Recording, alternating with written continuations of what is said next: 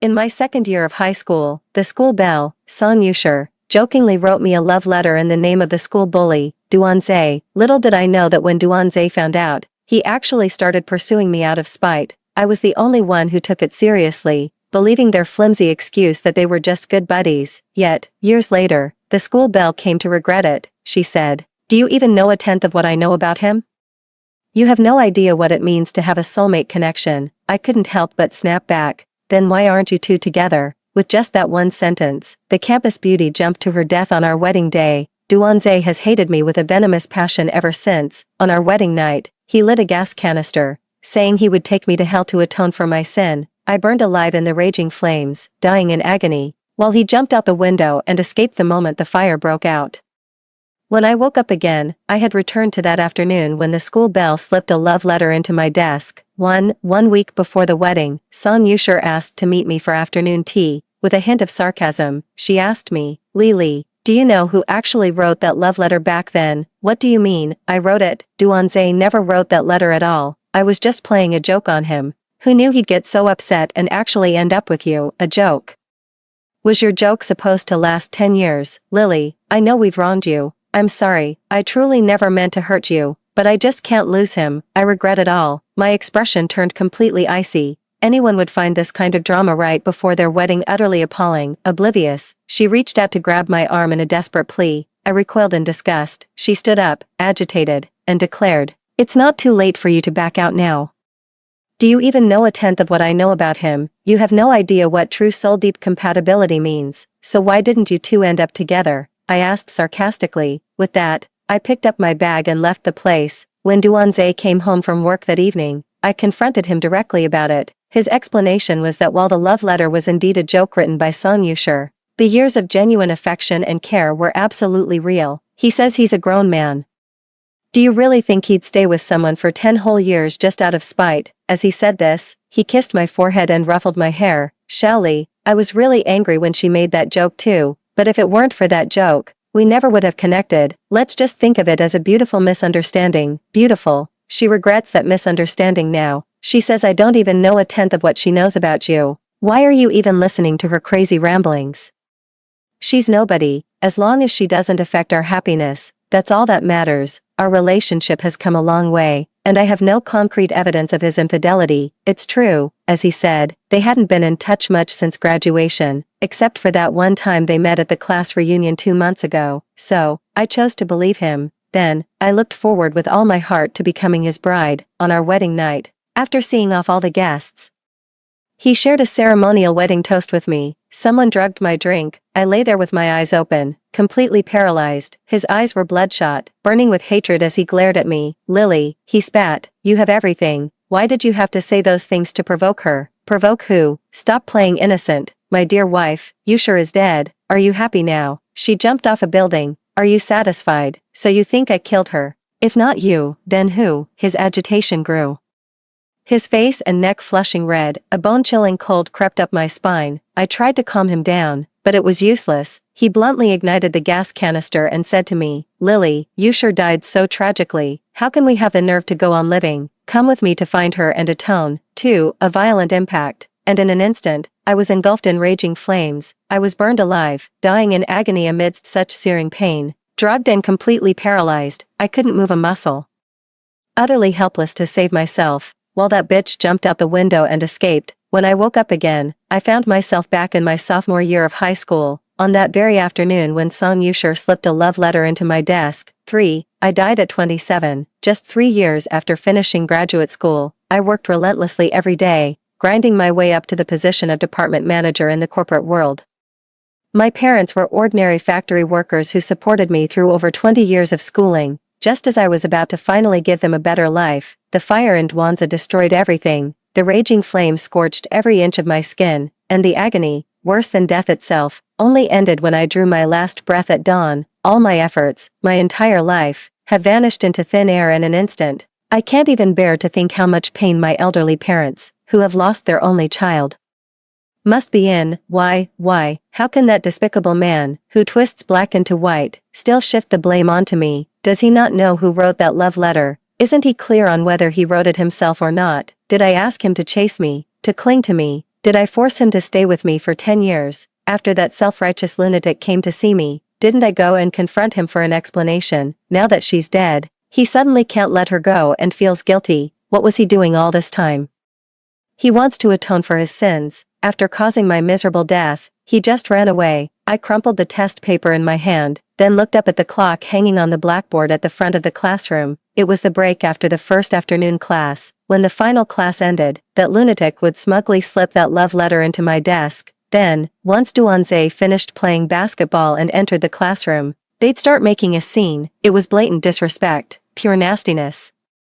All brushed off with a flimsy just kidding. In high school, she was obsessed with that whole bro act. Whenever Duanze bought her things or fetched hot water for her, she'd put on an exaggerated show and say, "Nothing beats having a good brother," or she'd sigh dramatically, "My son finally knows how to take care of his old man." She already had a proper boyfriend back then, but she couldn't bring herself to give up the ambiguous flirtation with that pathetic loser.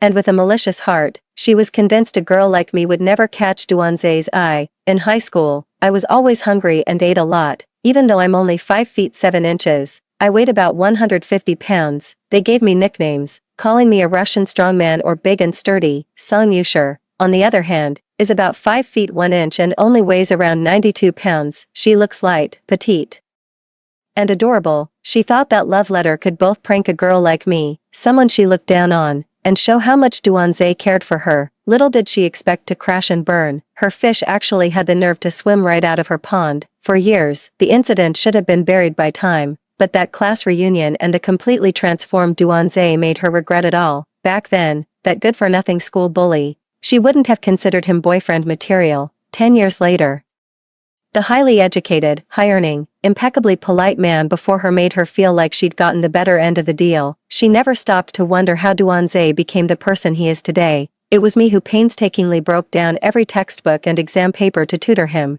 pushing him to study. I took a student who didn't even know what the school's top 100 list was and, by the time he was repeating his final year, helped him get into a top-tier university, ranking 30th in the entire school. 4. Song Shiyu was whispering with a few of her cronies, then shot me a malicious glance. In my previous life, I was rather timid at this point, silently enduring all the nicknames they gave me. I was foolishly unaware that the more you give in, the more they'll push their luck. Based on Song Yusher's grades, she wasn't qualified to be in our class. Her parents paid a hefty sponsorship fee so she could sit in the same classroom as us, and yet she kept complaining it was unfair, saying the school was practically robbing people by charging so much for such low scores. She kept saying the teacher used her money to subsidize those shameless people. I was the one she was indirectly insulting. Because of my excellent grades, the school waived all my tuition and miscellaneous fees right from the start. I even received a monthly stipend for books and materials, a meal allowance, and various bonuses and prizes after every exam. But these weren't just handed to me for nothing. The school needed me to achieve top scores, get into a prestigious university, and bring honor to the institution. Feeling like you got a raw deal paying for our class? Well, let me help you out now, Song Yusher. I took the test paper and went up to the 5th floor to find our math teacher, Ms. Liu. The little old lady has been teaching for nearly 30 years. She's got a fiery temper, but she's produced several students with perfect math scores. The school is pulling out all the stops to keep her, even discussing the possibility of rehiring her after retirement right now. I was one of the students she cared about the most in our year. I picked a problem she couldn't finish explaining in a short time. Sure enough, after the class bell rang, she said with lingering interest, "Let's finish this in the afternoon before dinner. I'll come find you in the classroom." I nodded obediently in agreement. 5. After the last class of the afternoon, I pretended to go get dinner, giving them some space. In reality, I was waiting just downstairs, not far away. Sure enough, before long, I heard the young mistress's furious voice. "What are you doing? You call this a joke? Why don't you go joke with your own parents, along with that love letter?" The insulting notes Song Shiyu had previously slipped me were also found. "Gao Dazhuang, you big oaf, don't you ever feel clumsy? Gao Dazhuang, your usual simple and honest act is all fake, isn't it? Coming to school to freeload off your classmates, with us crowdfunding your education, you must be over the moon, right? Your family saved a bundle again. Is your family really poor? Or are you just faking it? How can someone so poor eat enough to get fatter than a pig?" Classmate Gao Dazhuang, I need to tell you something. Don't get upset, okay? I really think you eat like a pig fighting for slop.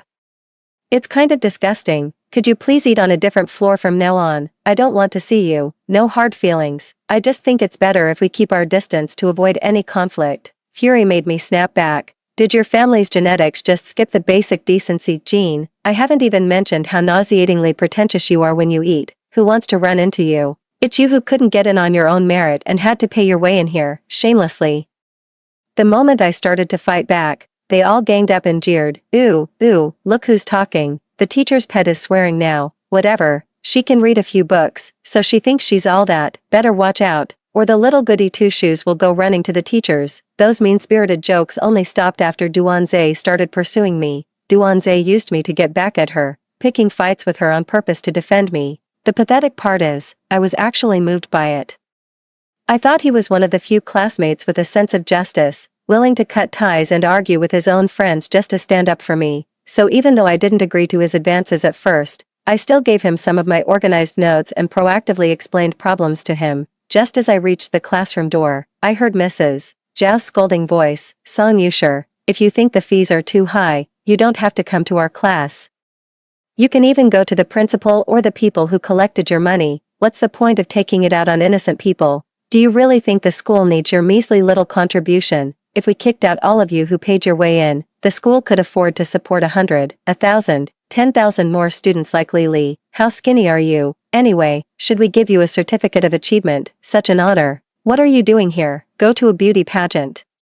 What's the point of bullying classmates here? You're quite good at writing love letters. Why didn't you show that skill during the Chinese exam? What are you trying to achieve by writing this? I was just joking. I didn't mean it, Song Yusher sobbed, tears streaming down her face like raindrops on pear blossoms. Joking, harassing and insulting someone, trampling on their dignity, you call that a joke? When you enter society, will you explain away murder as a joke too? The commotion in the classroom was so loud that many students rushed back, including Duanze. Seeing Song Yusher's pitiful, tearful state, he immediately stepped forward and said, Teacher, I wrote that love letter. I'm the one who likes Li, and I wanted to pursue her. I asked Song to deliver the letter for me. The young teacher let out a bitter laugh, then turned to him and said, Oh, you must be so moved by your own heroics, huh? Playing the knight in shining armor, is that it? There are surveillance cameras in the classroom. I'm calling the academic affairs office right now to pull the footage. If it doesn't match your story, then I can only conclude that you all conspired maliciously to drag an innocent girl into this mess. Students like you are not welcome in our class, or frankly, in our school. This school exists so everyone can focus on their studies and work hard. For students from ordinary families, it's meant to help them change their life's trajectory through learning and the Gaokao. Otherwise, why would anyone put in these grueling hours day in and day out? If I don't address what happened to Lily today, does that mean in all the corners we don't see? You have countless other jokes like this to harass an ordinary student who's just trying her best. 6. The little old lady was true to her word, and the surveillance footage was pulled up in no time. In my past life, because of the love letter incident, I was teased by my classmates for a long time. They all said Duanze liked me and would constantly make jokes about us. But this time, with the surveillance footage on display, the ones being teased became Duanze and Song Yusher. Everyone started calling Duanze hopeless romantic and egged him on to reenact his heroic rescue. To show how he'd throw caution to the wind for love every time, he'd be teased until his cheeks flushed crimson, even throwing books and kicking desks in frustration. But human nature being what it is, the bigger his reaction, the more people sought amusement at his expense. In the end, he got into several fights with classmates over this and was disciplined multiple times. Song Yusher wasn't faring much better either. The notes in which she insulted me were handed over to the homeroom teacher by Mr. Liu, who also contacted the academic affairs office. On top of the love letter incident, many classmates who had been the target of Song Yusher's malicious jokes came forward one by one to report her. In the end, under mounting pressure from various sides, the school transferred her to a regular class. This infuriated the students in the regular class. After learning about the love letter incident, she was mocked as soon as she arrived. What? Is our class a dumping ground for manipulative girls? We don't appreciate jokes around here. We have top students too, you know. Nobody begged you to come. You're the one who wormed your way in here. Xiaohu bot. Secure document anti-copying. For bookfinding bots, choose Xiaohu. Reliable and stable. Trustworthy heavy checkmark, no pitfalls. Her best friend found out and was planning to confront those classmates after class. But remembering how Duanze got publicly criticized and disciplined for fighting, she just held back her tears and stopped her best friend. 7. The first week after Song Yushir was transferred away, Duanze still didn't give up harassing me. Just like in our past life, he was still relentlessly pursuing me. He started writing me love letters again, saying he had feelings for me. He stuffs roses into my desk drawer, sticks heart-shaped stickers on my desk, and leaves milk tea for me. If I throw them away, he just buys more. I'm not sure what his motive is in this life. Is it to upset Song Yushir, or is it simply to get back at me? But none of that matters, because I never planned on hiding forever. I want them to understand that trash belongs in the trash can. Duanze took advantage of the empty classroom during lunch break again, forcing a bouquet of flowers into my hands. I pretended not to understand and asked, "What do you mean by this? I'm trying to win you over." "Can't you even see that?" Bookwormly, I let go, and the flower fell straight to the ground. With a sneer curling my lips, I said, "You think you're worthy? Damn, you've got some nerve." He kicked the flower aside, but then quickly replied with a thin, insincere smile, "No matter, I happen to enjoy a challenge." "Oh, really? Then don't disappoint me. I'm looking forward to sending you straight to the incinerator." 8. Even though my family rents an apartment in this city, it's still a bit far from school, and my parents mostly work night shifts. For safety reasons, I chose to live on campus. The school gives students a half-day off every week in the afternoon. On this day in my previous life, I ran into a few thugs. They hurled obscenities at me and tried to rob me. It was Duanze who showed up and helped me, which also brought us closer. From then on, he would walk me home at this time every week. I'm not that naive girl anymore. Years of life experience tell me this situation might be more complicated than it seems. I walked down that same road as usual. I then deliberately picked a fight with those thugs, letting them snatch my bag. The very dagger that had once been used to intimidate me actually cut my arm. In my bag was 5,000 yuan in cash, the prize for coming first in last semester's final exams, though it was only recently paid out. I had made a special trip to the bank to withdraw brand new, sequentially numbered bills. In an instant, a flood of blood soaked my white sleeve, staining it crimson. Seizing the moment while they were still stunned, I turned and sprinted away. I was running and screaming for help. I deliberately smeared blood all over my clothes. From a distance, it was a jarring sight. Absurdly, Duanze came chasing out of nowhere and started running after me. I rushed straight into a shop that was open for business and begged the shopkeeper to call the police for me.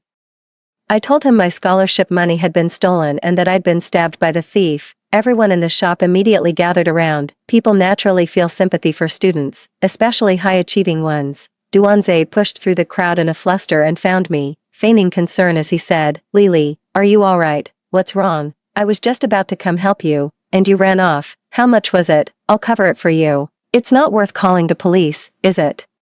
What if those guys target you for revenge?" The shop owner sensed something was off and stepped between us, smiling as he said, "Young man, you're worrying too much. The public security here in Nanjing is top-notch. Have faith in a society governed by law. I've already called the police for you kids." "Ah, Lily, this really isn't necessary. Those guys are about our age. Doing this could ruin their whole lives." He tried to persuade me in a flustered panic. 9. He was too young to hide his feelings. Seeing his guilty look, a few customers in the shop pinned him to the ground. "You little punk, you're in on this with them, aren't you? Why are you always taking their side?" No, Lily, you know I would never. Please, tell them." He looked at me pleadingly, clutching my wound. I hid fearfully behind the landlady and said uneasily, "I've already told you, I don't like you." Lily, that's not true." "It's not, just listen to me." He was still trying to explain himself to me. What a laughable fool. 10. All the hustle and bustle in the world is for profit. All the coming and going is for gain. At first, those thugs tried to stick to their gangster code, insisting they just had a personal grudge against me. That was until a police officer explained the potential legal consequences they were facing. This incident goes far beyond simple bullying or picking on a classmate. It escalated into a serious case of robbery and assault. To make matters worse, it happened just as Nanjing was preparing its bid to become one of the top 10 civilized cities. Naturally, the authorities came down on it with the full force of the law. Duanze was quickly ratted out. Duanze had no way to deny it. There was surveillance footage of their initial handover, and their private communications were recorded on QQ. 11. The investigation moved swiftly.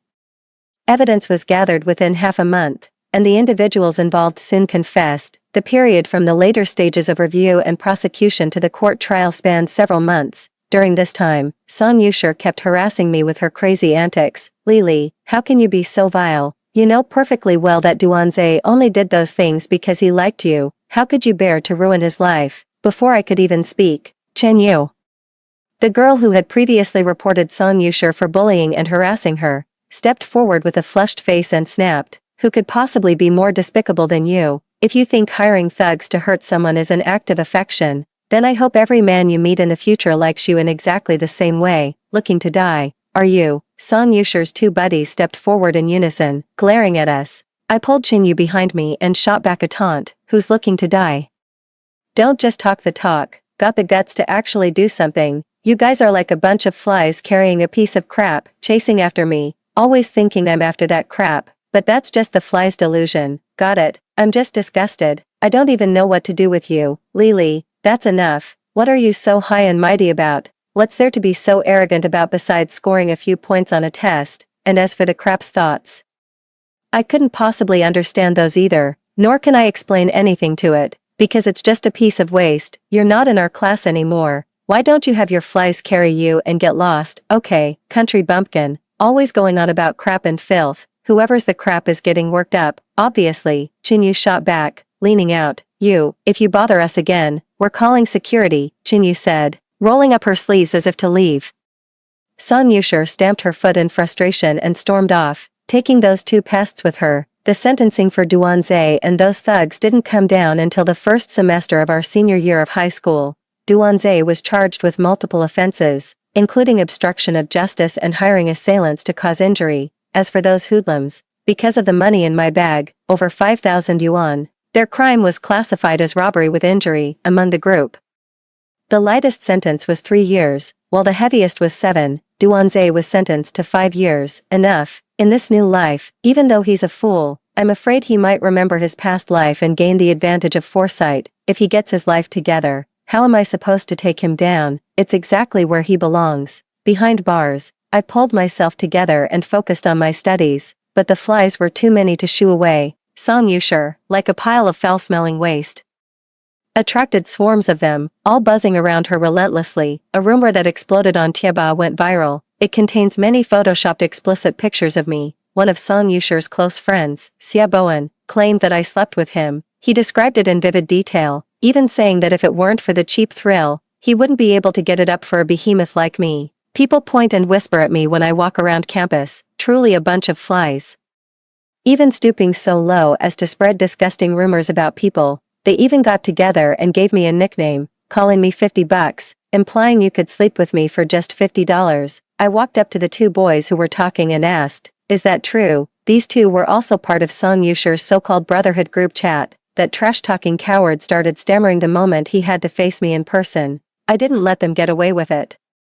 I called the police right then and there. I told them I was a student at Nanchi High School, that I might have been drugged and raped without my knowledge, that the person took photos and posted them on the school forum, and that I wanted to die. I want to jump off the school building. If I die, these two students next to me, Ching Zihan and Sun Yin, can testify. The whole school is talking about it, sobbing as I spoke. I climbed up to the school rooftop.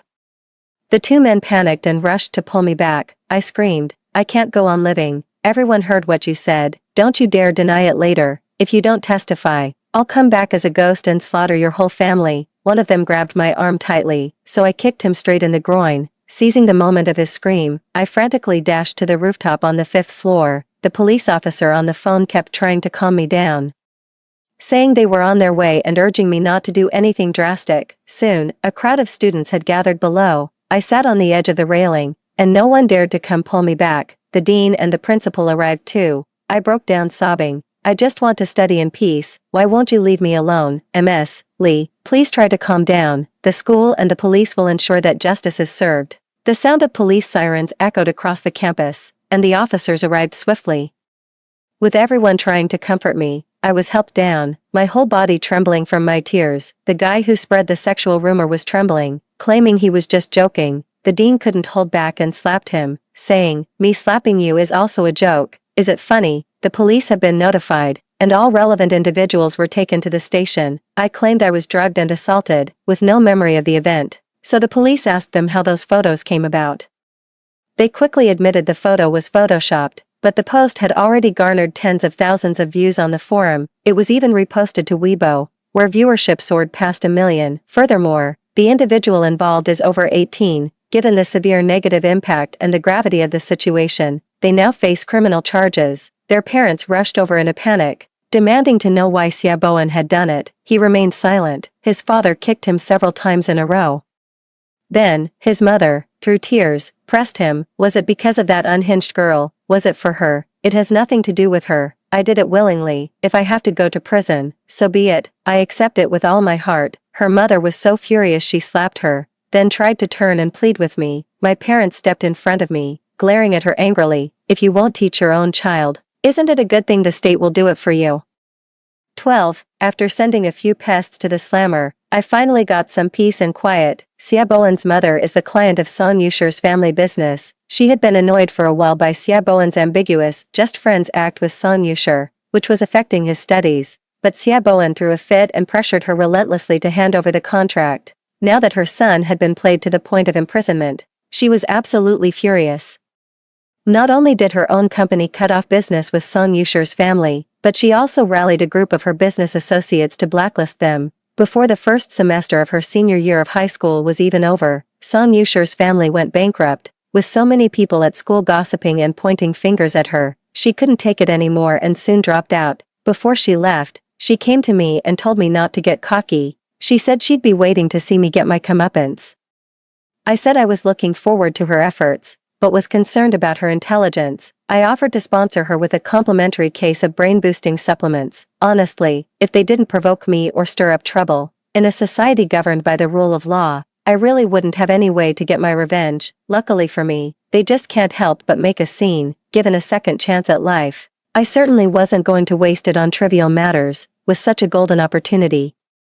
Of course I had to make some money. 13. My first act was to rescue a little puppy by the nearby stream. In a previous life, a wealthy woman offered $1 million reward for her beloved dog. The sum was so substantial that nearly everyone in the city was searching for that dog. Unfortunately, in the end, only the dog's body was found by the small river. With a nothing-to-lose mindset, I went to the riverbank to look. Sure enough, I saw the poodle, its legs tangled in water weeds.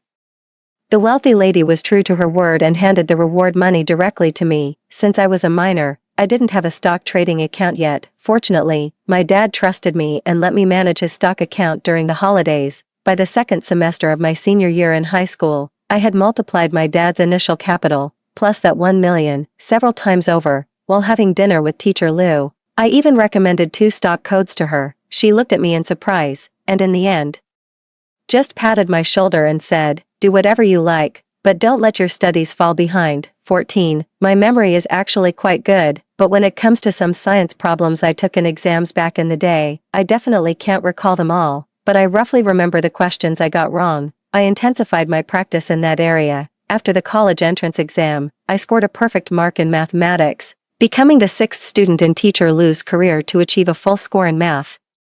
At the teacher appreciation banquet, I raised a toast to her. With some emotion, she said, "Xiao Lihua, I was never really worried about your grades. What truly concerned me was your reserved and forbearing nature. I'm so glad you've finally changed. We only live once. It's not meant to be spent enduring grievances. If you ever face problems in the future that you can't handle yourself, you can always come to this old lady." So, she actually knew all along. 15. After the college entrance exams, my parents still refused to give up their grueling manual labor. They always said that every extra penny they earned would make my life a little easier, but then the factory they worked at suddenly started giving them the cold shoulder, putting them on night shifts for 2 weeks straight. It suddenly hit me, the real reason Duanze and I got together in my past life. Back then, my dad was so overworked that he messed up the specifications for a production line, causing massive financial losses for the factory. He was on the hook for over 100,000. I was in my final year of high school at the time and couldn't possibly come up with that kind of money. It was Duanze who came to me and offered to lend me the money. My pride couldn't withstand the sight of my parents' worried, furrowed brows. In the end, I owed him that favor. The entire sequence of my life that followed was thrown into disarray. After completing my master's degree, My original plan was to continue on to a Ph.D., but at that time, Duanze's family went bankrupt. To repay the favor I owed him, I chose to enter the workforce early. I worked overtime day and night, swallowed my pride to beg my angry advisor to collaborate with the company, all to earn money to pay off his debts. But in reality, this whole situation was a scheme he orchestrated himself, using my current resources and capital. I quickly uncovered the intricate web of connections between that factory and Duanze's family. The actual person in charge was a distant relative of theirs. The reason it got off the ground was because Duanze's father helped secure contracts for them. In my past life, the inexplicable targeting, followed by Duanze's suspiciously timely appearance to help me. I don't recall telling anyone at school about it. I was just young and overwhelmed when it happened. Looking back now, there were actually a lot of red flags. How could he have shown up at just the right moment? And how did he happen to have that exact sum of money? His family isn't wealthy enough to casually hand over 100,000 yuan to Duanze. In this life, the factory owner tried the same old trick again, but this time, my parents weren't under financial pressure, so they didn't put up with it and quit on the spot. What gives him the right? Who does he think he is, toying with my life like that? And then having the nerve to demand I atone to Song Yusher in the end. I'll get your old man out. I immediately reported them to the Labor Bureau for violating labor laws. I also used my connections to dig up a whole host of issues the factory has had since it opened, from fire safety and workplace injury handling to tax problems. What I have in abundance right now is time and money. So you think you're rich, huh? You like to mess with people, is that it? I'll give you all the fun you can handle. By my sophomore year, my stocks, funds, and various investments had propelled my wealth to an immeasurable level. I rode the wave of the internet and real estate boom, dominating the capital markets. Before Duanze was even released from prison, I used my sheer financial power and connections to bankrupt his family and the relative who helped him commit his misdeeds. His parents figured out it was me and repeatedly sent intermediaries to try and mediate. I had only one message for them. As long as Duanze is around, it's a fight to the death between me and all of you. They think I'm petty. Duanze has already paid the price for what happened back then. He's still in prison, but I just won't let it go. But in the face of absolute power, no one dares to truly stand against me.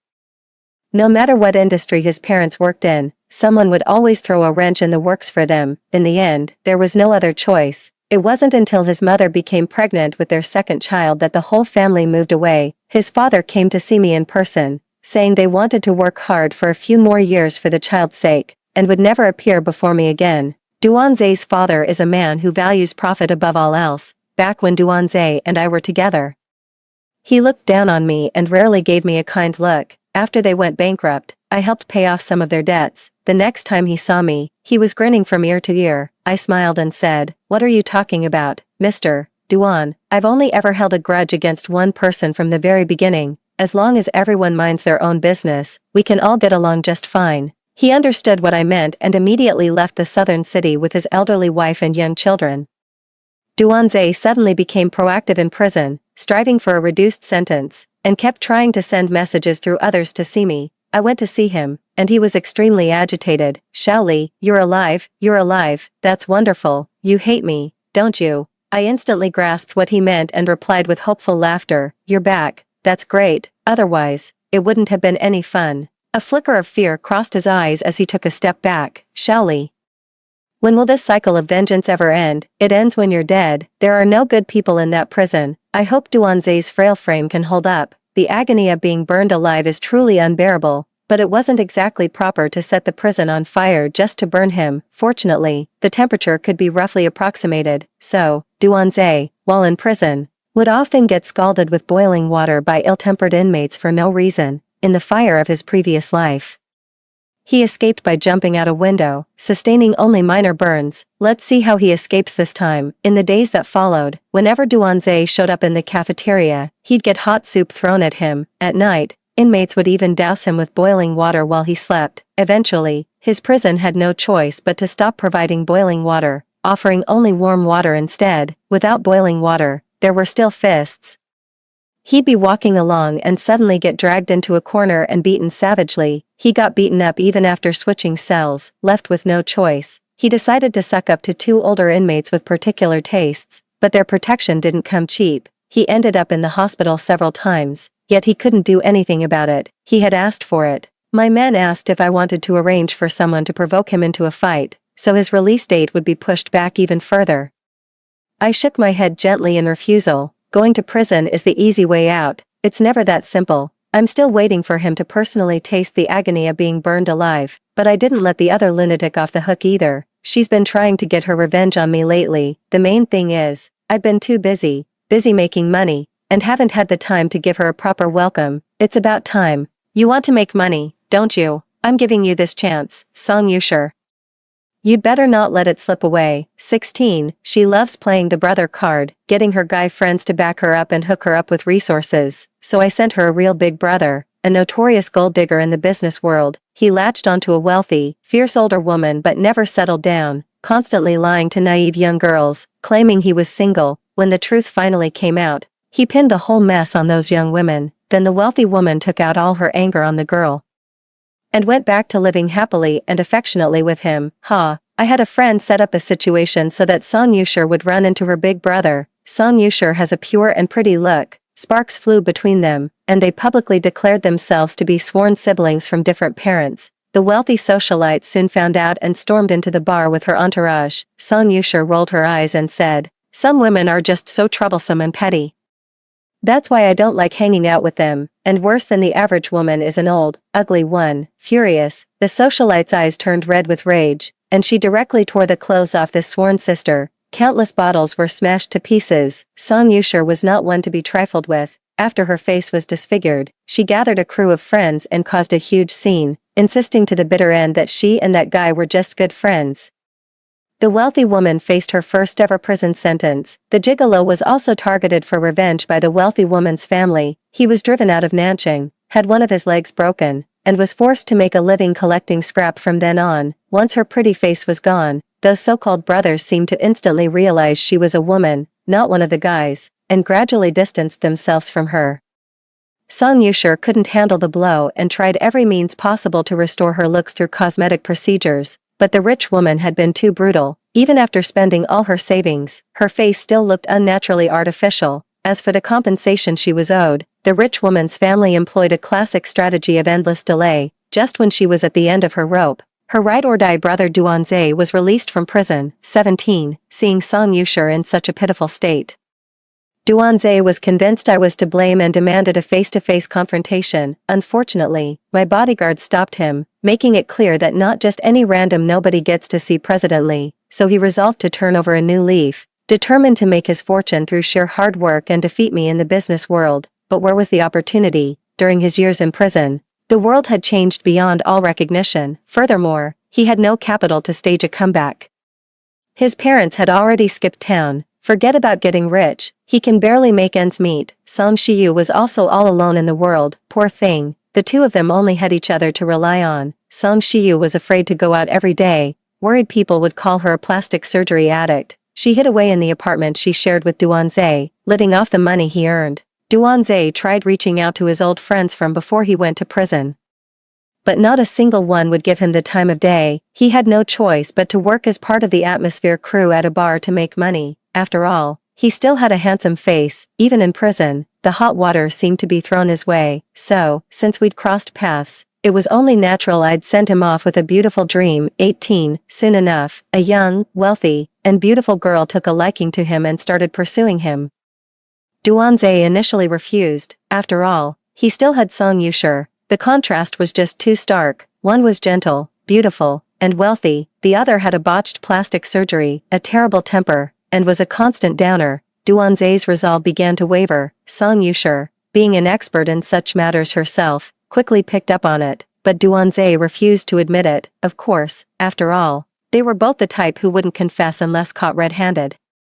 The pretty girl would occasionally provoke him further, sending gifts like ties, suits, and even underwear. Song Yushir was completely losing her mind. The more frantic she became, the more impatient Duanze grew. Finally, Duanze couldn't take it anymore and slapped her. "If it weren't for you," he spat, "I never would have gotten involved with that madwoman Lily. Look at the miserable state you've put me in." During their heated argument, Song Yushir learned the truth about their previous life.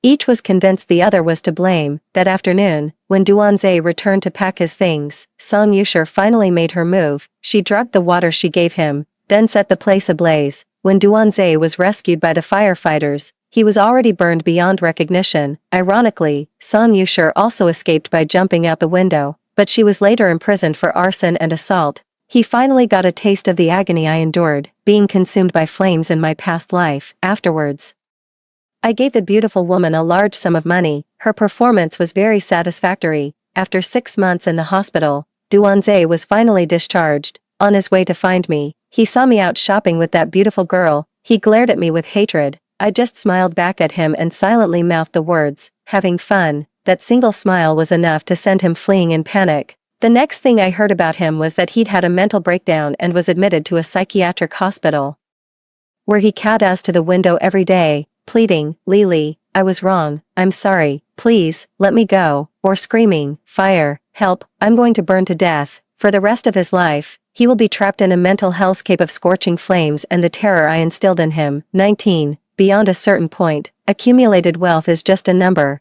In this life, with my parents by my side and financial security, I was able to continue the education I pursued in my previous life.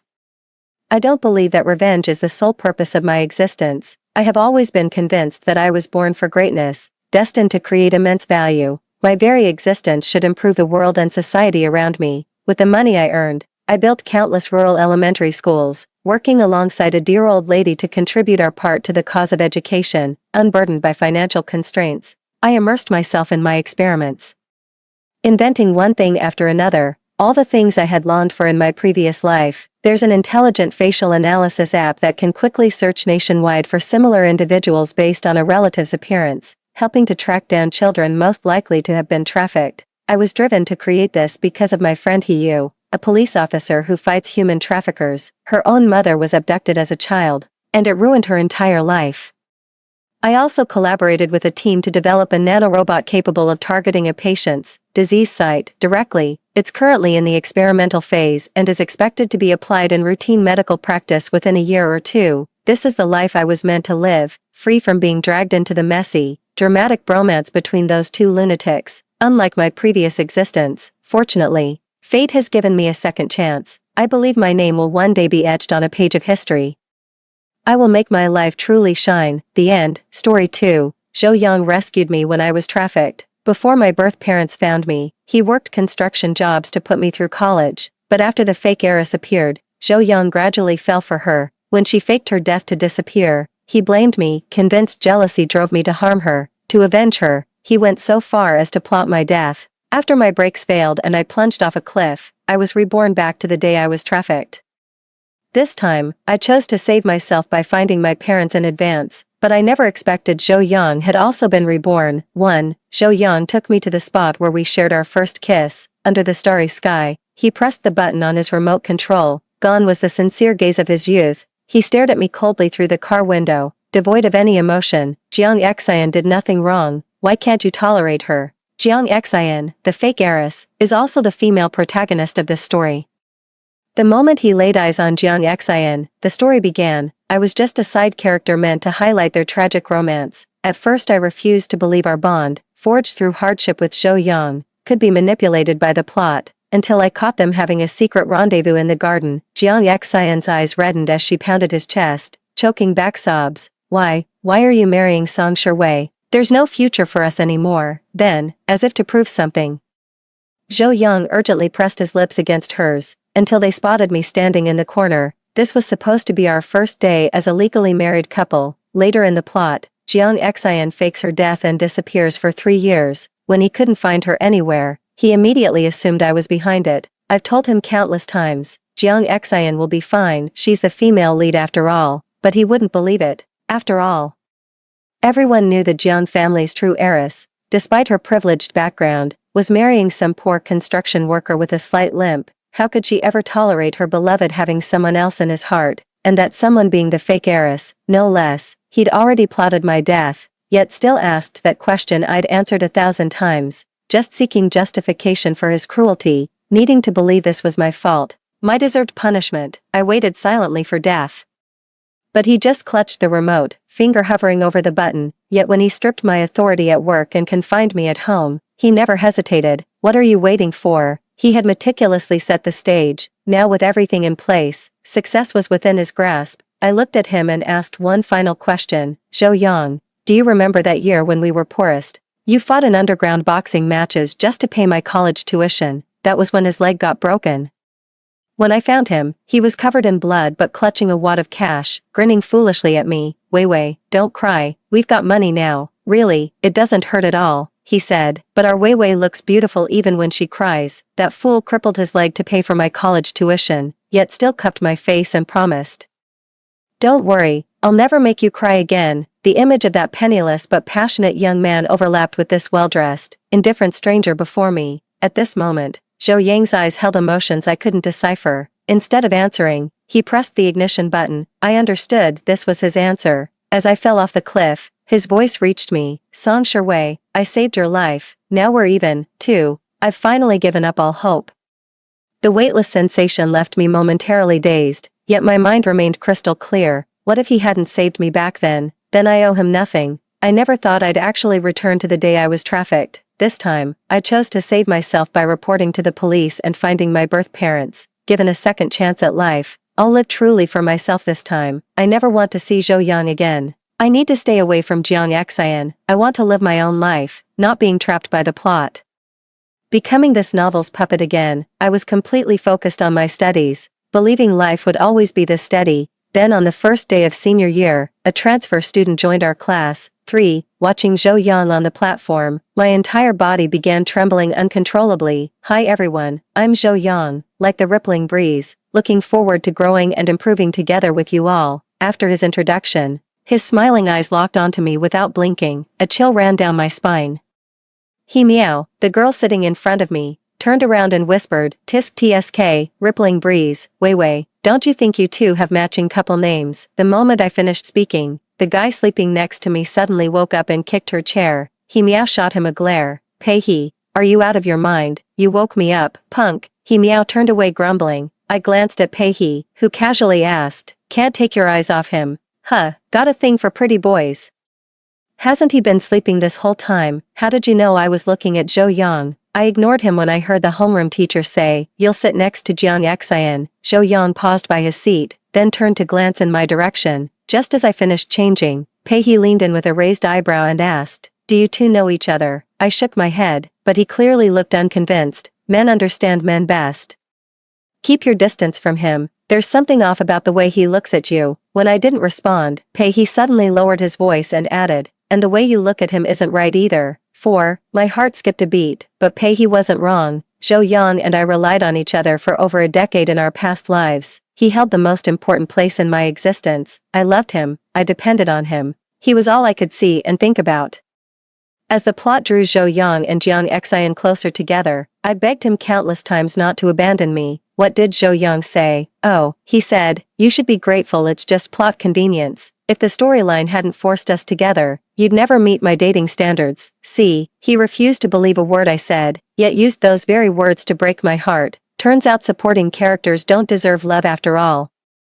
But all my feelings for Zhou Yang vanished when he took my life with his own hands. What worries me more is whether Zhou Yang's arrival will disrupt my life. Just as I feared, he stopped me on my way back from the restroom. Excuse me, could you let me pass? But he stood frozen, his eyes gradually reddening. Song Sherwei, I've finally found you. In that instant, my blood ran cold, because my name is Jiang Sherwei. No one knows my former identity. There could only be one explanation. Zhou Yang had also been reborn. The realization sent chills down my spine, freezing the blood in my veins. What's he trying to do? Did he come back to this life just to avenge his destined heroine Jiang Xian? Steadying my voice, I met his gaze. Sorry, but my surname isn't Song. I turned to leave, just as the person behind me was about to grab my wrist. Pei He abruptly pulled me into his side with an arm around my shoulder. Classmate Zhou.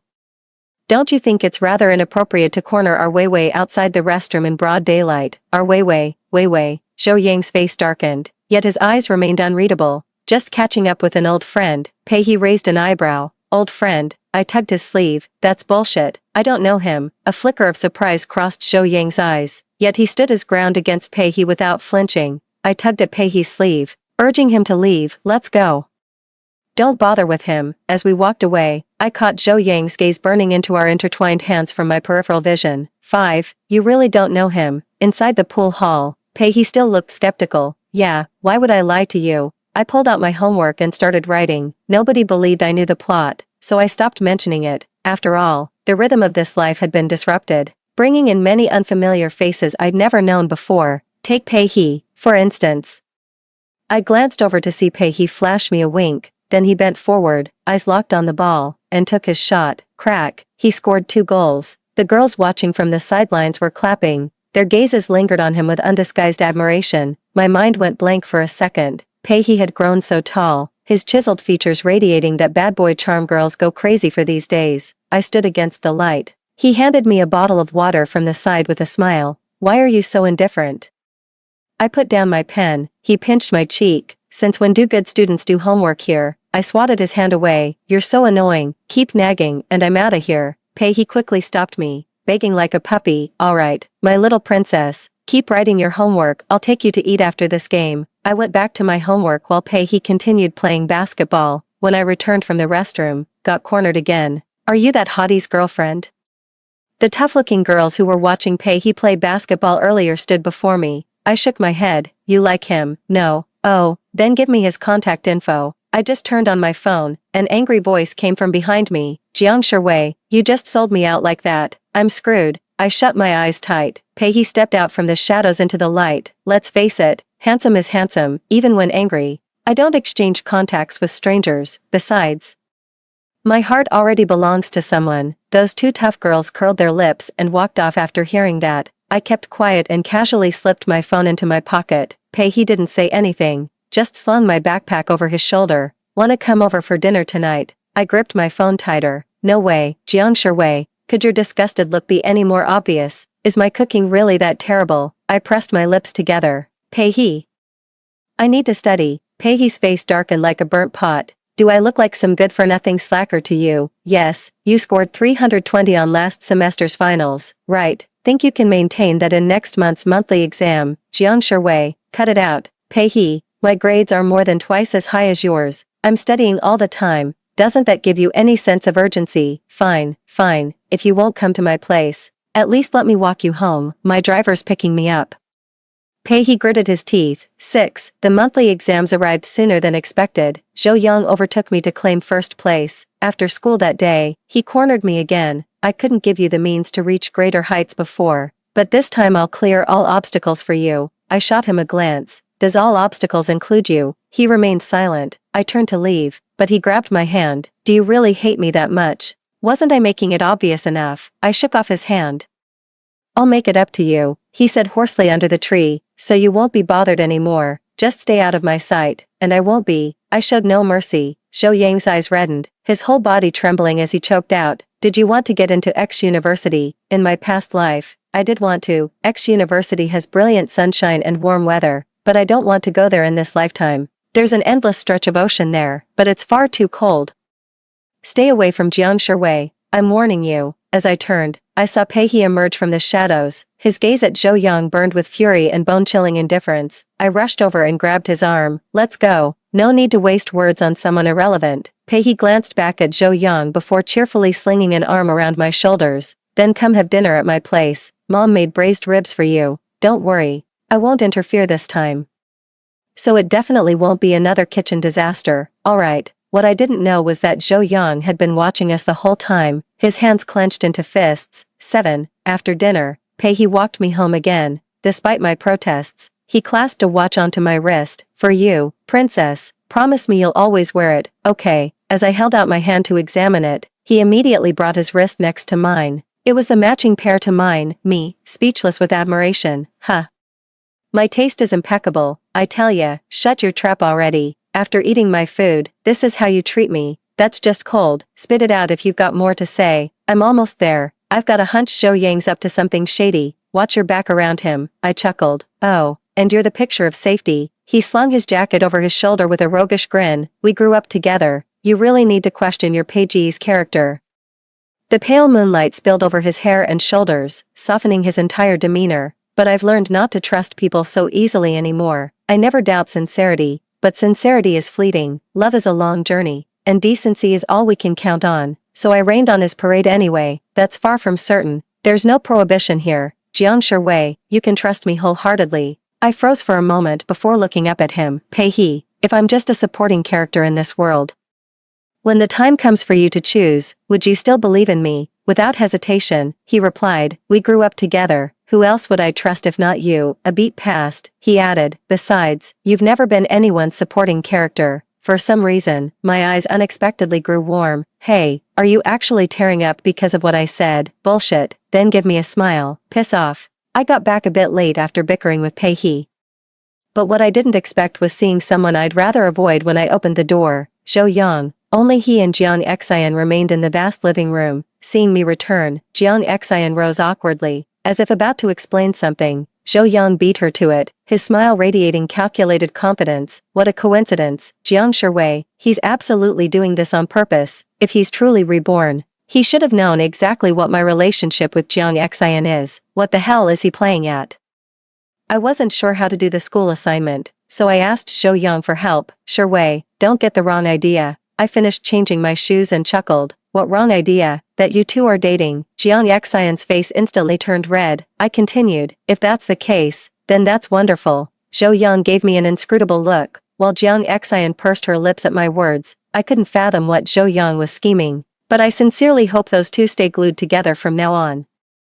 Stay out of my life, stay out of my life, that's all there is to it. My mind is in complete chaos, the stress must have gotten to me today. I passed out the moment I lay down. When I opened my eyes, I saw someone silhouetted against the moonlight sitting by my bed. It's Zhou Yang. 8. Before I could scream, his hand clamped over my mouth. Don't be scared, I haven't done anything. I wrenched his hand away and flipped the light switch. Then came a stinging slap across his face. Zhou Yang.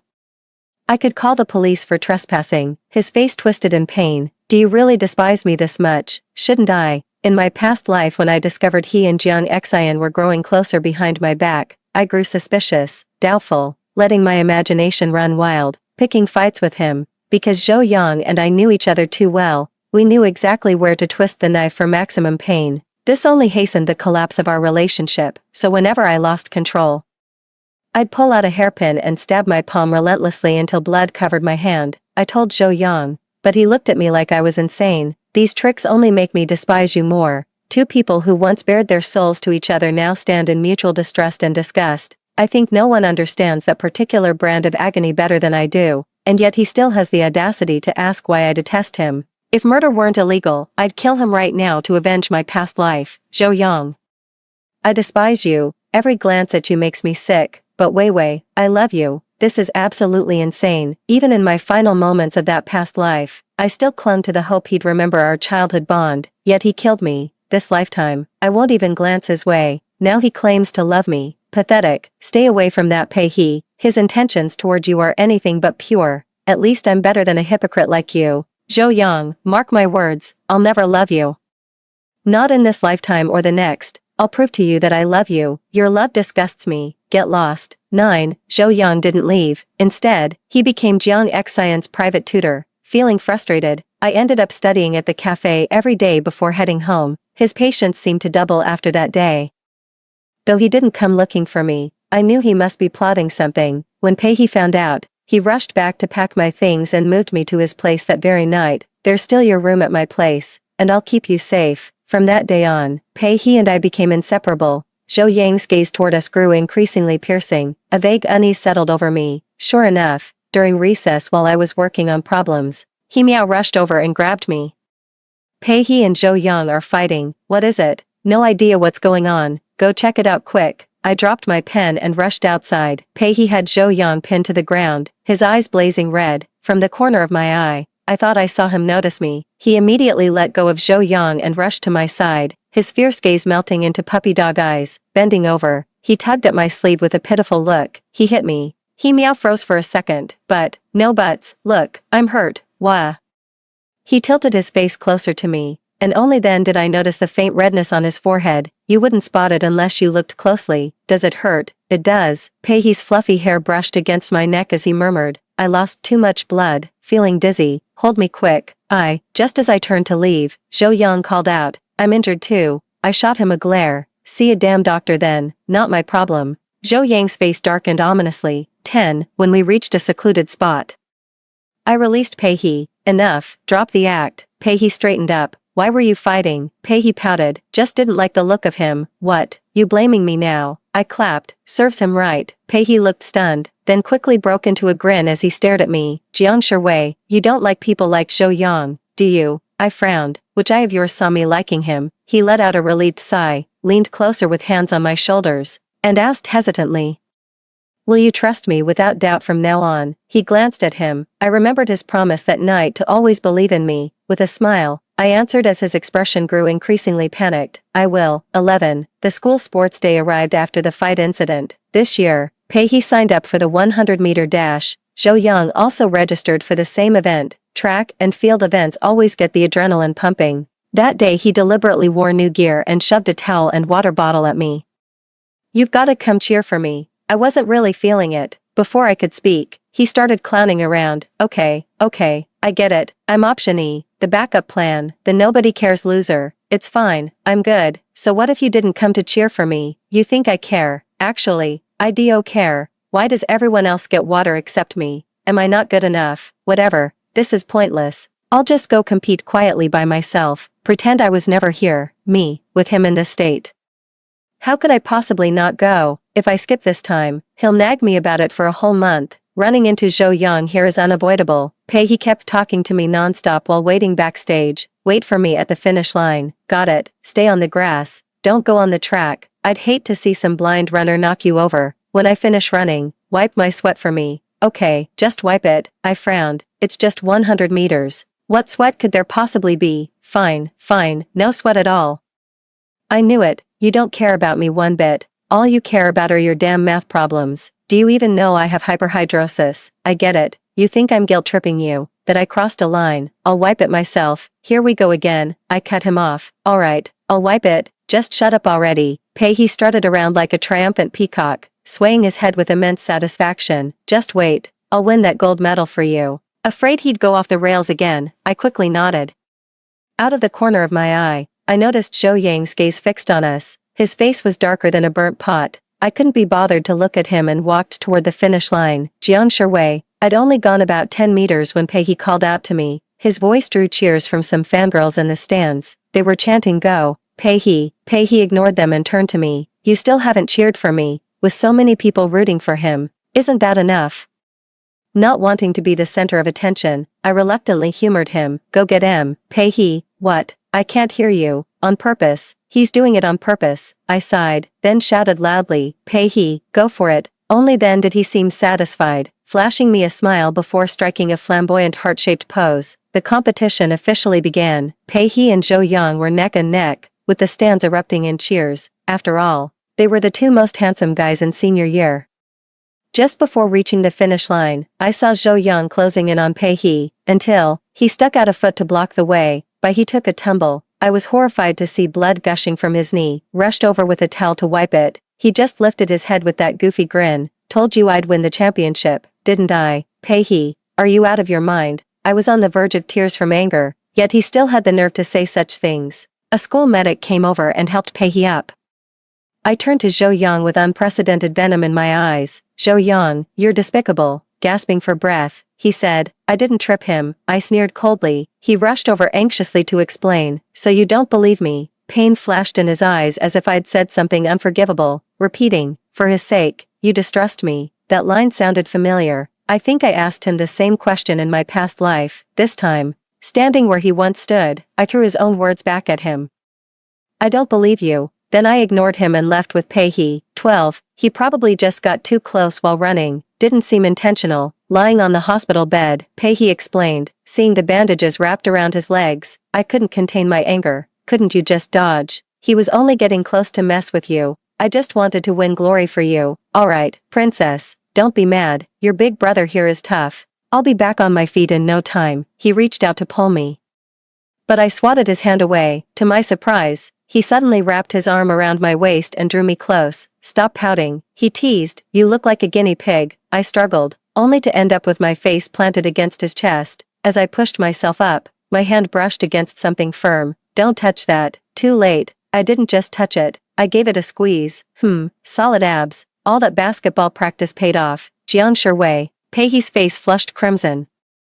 I found it amusing. Someone usually so rebellious could be this bashful. Teasing him further, I leaned in with a grin. Oh ho ho, what a blushing schoolboy, you'd better shut up. TSK, your ears are turning red too. Pei, those abs of yours aren't exactly rock hard, are they? Say one more word and you'll face the consequences. What consequences? You gonna eat me alive? With those two lame legs of yours, you think you can take me? He chuckled darkly, swiftly lifting me up with one hand while cradling the back of my head with the other. Their lips met. It felt like fireworks exploding in my mind. My mind went completely blank, just as I was about to push him away. Pei whispered just loud enough for us to hear. Zhou Yang's at the door. My back went rigid in an instant, yet my guard dropped all the same. Then Pei launched his assault, claiming my lips before breaching past them with his tongue. My breath was completely stolen away. I didn't dare move a muscle. When he finally released me, I gasped for air like a fish breaking the water's surface. Pei looked at me with restrained intensity, leaning against me as he murmured, "Stop panting." It suddenly dawned on me what he meant. Covering my mouth, I stayed perfectly still, yet my eyes betrayed me, drifting downward. The next instant, a pair of hands shielded my eyes. Don't look. Oh no, I'm tainted now. 13, trying to avoid Pei, who knew after his leg healed, it was like he'd unlocked some hidden potential. He's always strutting around like a peacock. When I tutor him, he conveniently forgets to wear a shirt after showering, just working out to show off those sculpted abs. I usually have only one comment about this: such indecent behavior for a man. He put on this wounded doe expression, often staring blankly at my lips, but time flew by. After catching me kissing Pei, Zhou Yang never bothered me again. I heaved a sigh of relief. I hope to never have anything to do with him in this lifetime. Following midterms, the school organized an autumn hiking trip. I'm hopeless at sports. Pei literally dragged me up the entire mountain. During free time, Jiang Xian, who'd never had issues with me before, came over. With tears in her eyes, she pleaded, "Please, don't take Zhou Yang from me." I was baffled and shocked. What the hell are you talking about? Does she not realize I want nothing to do with them? I like him, but with you around, he'd never look my way. That's between you two. Last time around, she pulled the same act, playing the victim to guilt-trip me into giving up Zhou Yang.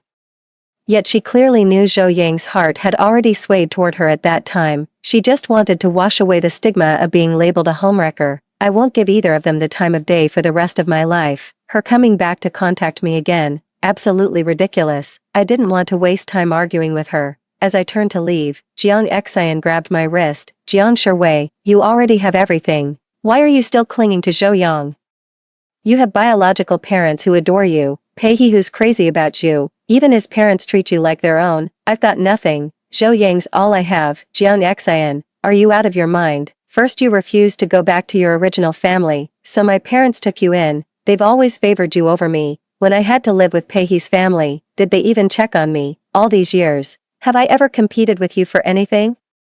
Because I knew how the story would go. I could never win against her. That's why I never fought back. If you like Zhou Yang, go chase him yourself. What's that got to do with me? Let me make this crystal clear. I will never have feelings for Zhou Yang. Are we done here? I looked up to see Zhou Yang standing not far away, glaring at me with clenched teeth and bloodshot eyes. He must have heard. Good that he did. I tried shaking off Jiang Xian's grip, but she held on tight. In our struggle, we lost footing and tumbled down the slope together. 14. Thank goodness, the tree broke our fall. We dangled from the branch in tandem. Zhou Yang's face appeared above us. "Jiang Shui, he's calling for me," like a wounded beast in agony and despair. For a fleeting moment, it took me back to the last words he ever said to me in our past life. He said he regretted saving me, that we're even now. Zhou Yang, save me. Tears streamed down Jiangxin's face. I'm so sick of these forced either-or scenarios.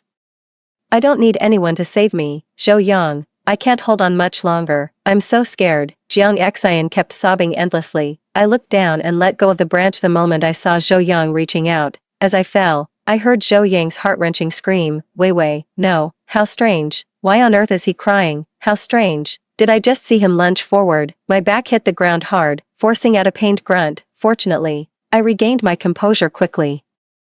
I don't need his rescue. I can save myself just fine. The watch Pei he gave me still has a signal, which means I can find my way. Sitting where I was, I studied it for a while, found the compass, and was about to set off. A gust of wind swept by, and suddenly a shadow lunged at me. It's Pei 15. He clung to me desperately. Heavy breathing filled my ears. Then came a choked sob. Jiang Shui, his tears trickled down my neck. Yet he held me tighter, whispering in a voice laced with desperation. I'm so scared, terrified of losing you again. I froze. Again, what did he mean by that? He never answered my question. After what felt like forever, they finally let go and gave me a thorough once-over. Are you hurt anywhere? I shook my head. I saw the platform was covered with dry leaves, looked soft enough to cushion the fall. Don't ever pull a stunt like that again, understood? I could tell they were worried about me. Nodded and asked, how did you find me? That was quick.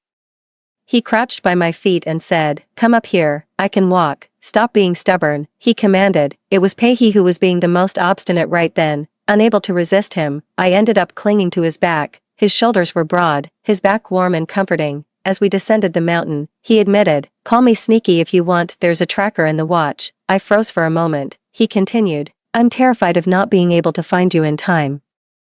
And I know I shouldn't keep things from you, but what if something like today happens again? Jiang Shui, I feel so insecure. I'm terrified. Do you trust me? Only then did I understand what he meant when he asked me that day, would you stand firm in believing me? With a sigh, I wrapped my arms around his neck and leaned against him. Pei, I'm fine. I won't let anything happen to you. A sudden warmth flooded my heart as I told him, I trust you. I'll keep it with me, Wei.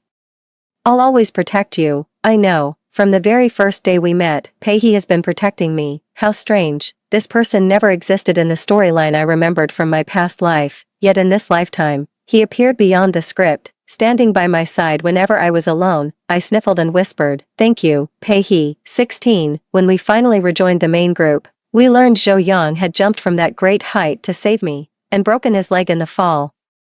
He'd already been rescued. Jiang Xian was also slightly injured and hospitalized. Pei glanced at me cautiously after finding out. Are you going to see them? I shook my head and squeezed his hand. You carried me all that way to save me. I'm not that ungrateful. I know who really matters. Pei stared at me for a long moment before scooping me up like an overexcited puppy. Absolutely delighted, I asked him, I'm still curious. Why do you have such a grudge against Zhou Yang? He's been targeting Zhou Yang since the moment he arrived. But according to the plot, there shouldn't be any bad blood between them. Pei let out a cold laugh. I just can't stand scumbags. Before I could react, he pulled me outside. You must be bored staying in. It's snowing. Let me take you to build a snowman. After we built the snowman, Pei held my hand in his pocket again and took me to buy hot milk tea. While waiting for him, Zhou Yang showed up instead, with a slight limp. He sat down across from me. I ignored him. He started talking unprompted. Wei, do you know what went through my mind when I saw you fall? I didn't respond to him. He continued, in that moment, my breath caught in my throat. I felt a fear like never before, terrified you'd vanish from my life again. I can't even bring myself to pretend anymore. But Zhou Yang, you're also the one who pushed me toward death. He looked at me with piercing anguish in his eyes. With red-rimmed eyes and a choked voice, I know I was wrong. I won't forgive you. So you'd rather jump than let me save you. Do you really feel nothing for me anymore? Feelings? I find it ridiculous. Should I have any? Back when we only had each other, you lost a leg for me. It broke my heart. Now you're trying to guilt-trip me with this new injury. It just makes me sick. The light in his eyes died instantly as he forced a bitter smile. You don't love me at all anymore, do you? I said firmly, no, I don't. Wei, just give me one more chance. Let me win you back properly. I'll make it up to you. No, but I love you. It's always been you. I said, belated affection is cheaper than weeds. As he tried to speak again, I stood up and walked toward Pei, took the milk tea from his hand, turned back and told him, if you truly want to make amends, don't disturb me before the college entrance exams. Zhou Yang clenched her teeth, tears streaming down her cheeks. Pei held my hand and said, let's go. Mom made your favorite soup. I'm having 2 bowls. You'll get fat. You called me fat. I love you just the way you are. I can carry you anyway. 17. Without Zhou Yang's mischief, the latter half of senior year flew by. With my tutoring, Pei's grades gradually improved. Those 2 days passed as quickly as a cicada's song overhead. Just a couple of chirps, and they were gone. Stepping out of the classroom, Zhou Yang reappeared in the hallway. Wei, he said with a smile, though I couldn't shake a faint unease. Congratulations. This time, you've lived a different life. What do you mean? He gazed at the clouds and said, you're the morning sun, I'm the twilight glow. Together through dawn and dusk, we can walk into daylight. We've got all the time in the world. Zhou Yang, are you deaf or something? I snapped, words tumbling out. Why can't you let go of the past? I told you I don't like you anymore. And I never will. no matter how many times you try, just leave me alone, will you? So, you like someone like Pei-hee? Yes, I like Pei-hee. Not to get back at you, not to disgust you. I just genuinely like him. What if he's also being controlled by the plot? Do you really believe he'd choose you without hesitation? My heart sank. Don't you see? You two now are just like us back then, childhood sweethearts. But after the college entrance exams, the story takes a turn. Pei-hee will fall for someone else, just like I did. I swallowed hard. Jo-young seized the moment to move closer. That's why this lifetime's reset exists. To fix the storyline, we're the ones who truly belong together. He thought I'd waver, that his charm would work on me. Pei-hee came up from behind him and pulled me into a tight embrace. Wei Wei will always be the leading lady in my story, Jo-young. Not everyone is as disgusting as you, making endless excuses to justify their change of heart. Jo-young shuddered and froze in place. 18. Pei-hee and I left. You, don't tell me Pei-hee got reincarnated too, he said. Haven't you always asked me whether I'd believe you if you were the supporting female character? My answer is, you're not a supporting role. You're the female lead in Pei-hee's world. Even if we relive this a million times, childhood sweethearts, never betraying each other. All those doubts and confusion were swept away by the wind in an instant. I trust Pei-hee, just as he always trusts me. 19. We went on a 2-week vacation. On a whim, I dragged him to the art exhibition that day. While Pei-hee went to buy water, I spotted someone I never wanted to see again, Jo-young. Before I could escape, a white mist engulfed me, and everything went black. When I opened my eyes again, I found myself tied to the bed. Standing by my bedside was Jo-young. Seeing me awake, he smiled. Then he took my hair tie from his wrist and kissed it creepily. Wei Wei, let's go back to how we were before. Okay, damn it, Jo-young, stop disgusting me. Wasn't Jiang Xian the one you loved? Didn't you kill me for his sake? What's with this sudden act of devotion now? I'll never like you, let alone love you. I've said this countless times, but it's like talking to a brick wall. Jo-young frowned slightly. If I hurt like you do, would you finally look my way? He had me tied up and completely immobilized. If that's the case, you'd forgive me, wouldn't you? He pulled a dagger from his side pocket. My eyes widened in shock. He kissed my cheek and whispered soothingly, I know you're hurting, and it's all my fault. The plot was controlling me. Wei Wei, it's always been you I love. I wish I could tear my heart out to show you. I was certain he'd lost his mind. Are you out of your mind? Yes, completely out of my mind. Do you know? The moment you fell off that cliff, something awakened in me. I could have killed myself right then. With that, he drew a blade across his palm, and blood immediately welled up. I stared at him in horror. Jo-young, don't do this. I wasn't afraid he'd hurt himself. I was afraid he'd hurt me. Jo-young muttered to himself. This was the hand that pressed the detonator in our past life. I'm giving it back to you. I frowned. Scanning every corner of the house, he kept murmuring. I searched everywhere for you, scoured the entire mountain, but found no trace. So that was the sea below. I kept thinking how freezing that water must be for someone who hates the cold like you. I locked myself in that room, and then I destroyed everything. I ruined Jiangxin. I wrecked the company. Then I came to join you. My Wei Wei hates pain the most, so I jumped from the exact same spot. Do you know what I was thinking as I fell? He smiled faintly. I thought, thank God the last shred of my sanity stopped me from signing. Otherwise, I wouldn't even be able to find you down there. Wei Wei, in our past life, you were still my wife. I said mercilessly. No, I wasn't. Heaven gave me this second chance because it couldn't bear to watch. Why the reset? Jo-young. Because you didn't deserve me. He cut me off. No, because I refused to live by their script. I ruined the storyline, so they had to reboot this world. Wei Wei, even in this reincarnated life, I remain the male lead of this world, and whoever the male lead chooses to love becomes the female lead. Jo-young's lips curled into a smirk, radiating absolute confidence. Let's stay here forever, shall we? Suddenly I remembered our past life. How he refused to sign the papers yet wouldn't let me go. Stripping me of corporate authority before confining me to house arrest. In our previous life he warned, Wei Wei, don't test my patience. I begged him, just let me go. I've already signed the divorce papers. What more do you want? He said nothing, just stared at me in silence. After a long pause, he stood up to leave. You'll stay right here. Later, he visited me daily, recounting the past, gradually gaining my trust, until he finally lured me out. You killed me again, what now? Trying the same old trick again. My phone's ringing again. It's Pei-hee, 20. The screen shows he's already called me multiple times, but obviously, Jo-young wouldn't answer. He picked up my phone and glanced at it. He cares about you deeply, yet according to the plot, he's supposed to fall for Jiang Xian. After a moment's thought, He lowered his eyes and smiled. Perfect. The whole point of reliving this life was to fix the storyline. Wei Wei, this time I'll stand firm in choosing you. It's too late, Zhou Yang. I don't love you anymore. I said it calmly, as if discussing someone else's affair. What's the point of clinging to someone who doesn't have you in their heart? Zhou Yang's expression was resolute. It matters. At least this way you're still by my side. One day, you'll forget Pei He. We'll have a happy future together. I stared at him expressionlessly. Are you going to imprison me again like in our past life? Zhou Yang didn't answer.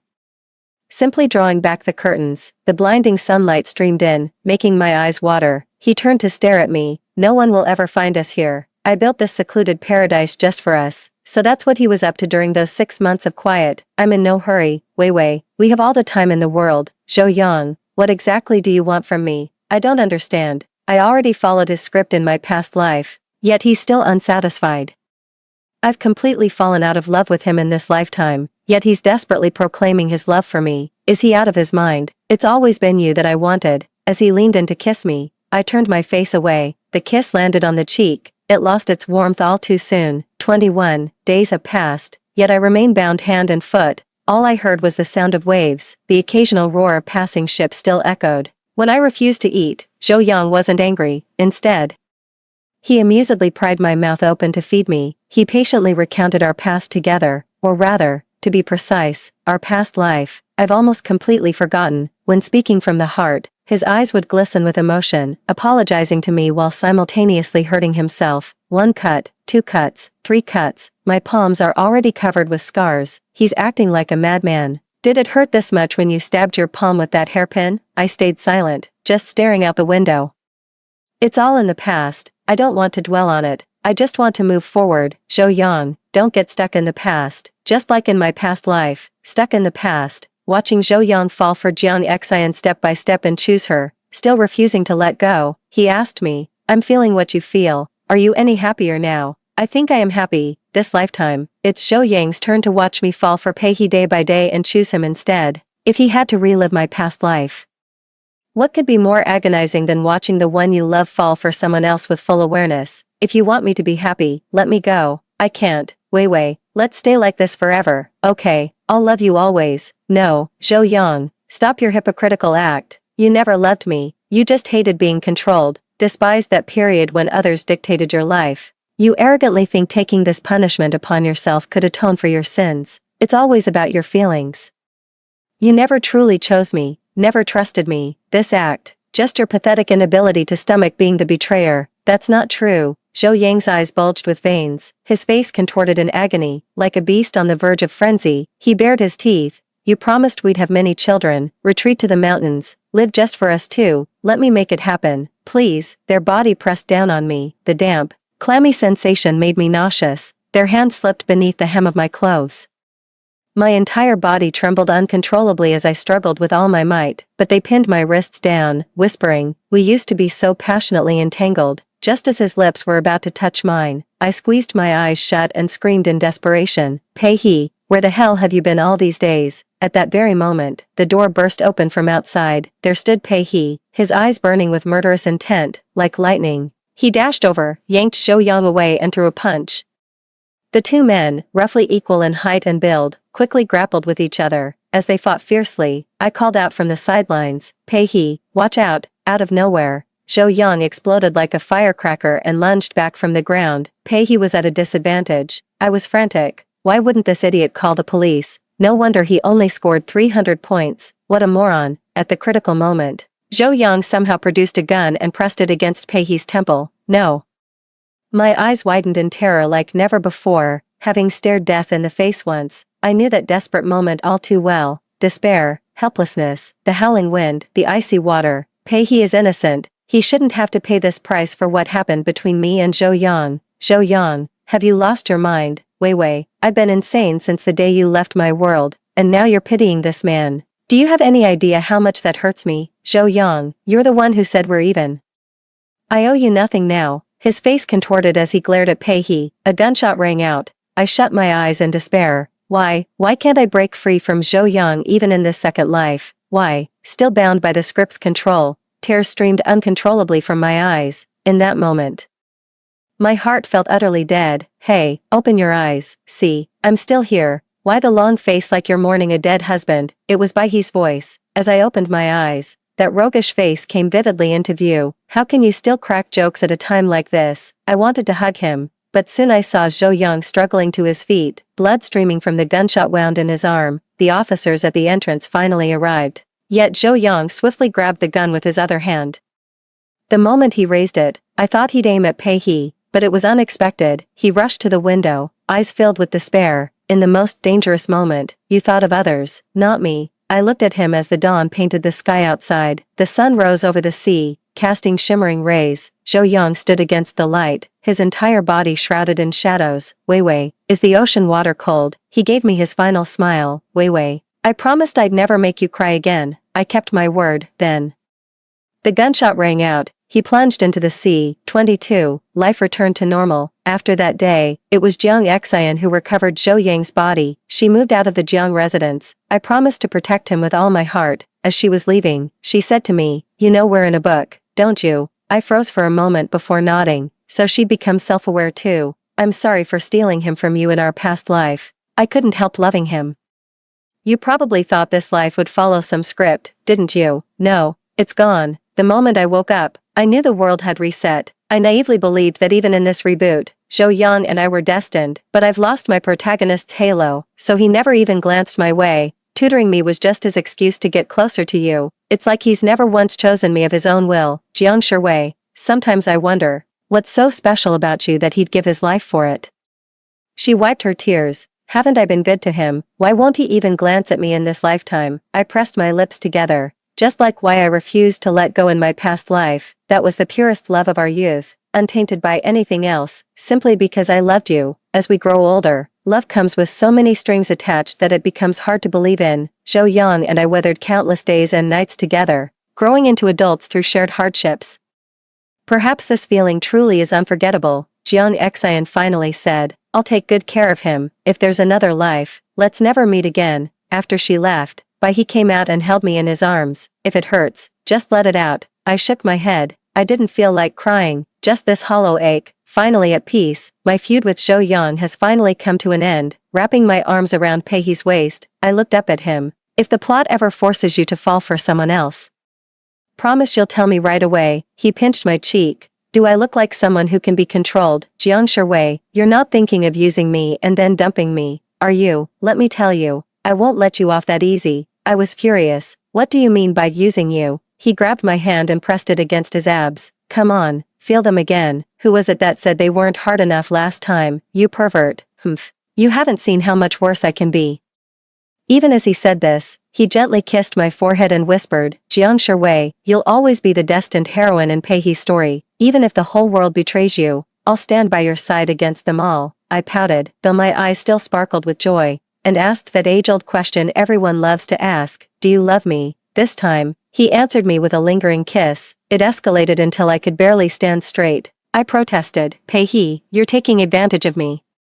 Holding me in his arms with a satisfied smile, he murmured, you've no idea how long I've waited for this day. It feels like 2 lifetimes combined. Outside the window, the moon shone bright amidst a sea of stars. Our story has only just begun. End of main story. Pei He's side story. How ridiculous. I woke up one day with this random plotline stuck in my head. Turns out I might just be the supporting male lead in some novel. This is insane. Someone like me, with this kind of backstory, is only a side character. It actually told me to get close to someone named Jiang Xian, and then ordered me to frame a girl called Jiang Shui. What kind of moron came up with this plot? I'm a living person. She never wronged me. Why should I harm her? That voice in my head keeps warning me, urging me to find Jiang Xian and create obstacles for someone named Zhou Yang. This is getting even more absurd. Why should I do what it says? I refuse. My life is mine to control. No one gets to call the shots.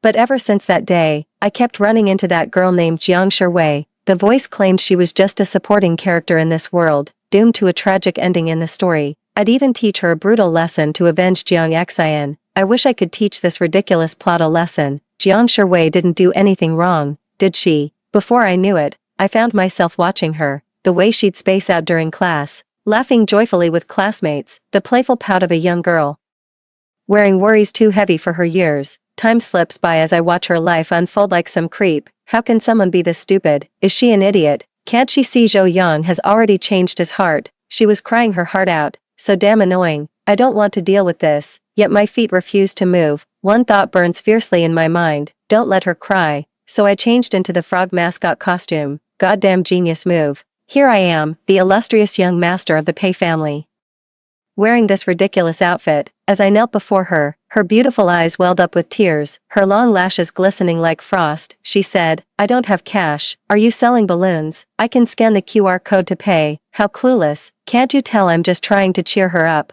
Alright, can't really tell. I shook my head and did a ridiculous, wiggly dance in front of her. She looked even more confused, pulling out her phone. I didn't order a show, but since you danced, should I tip you?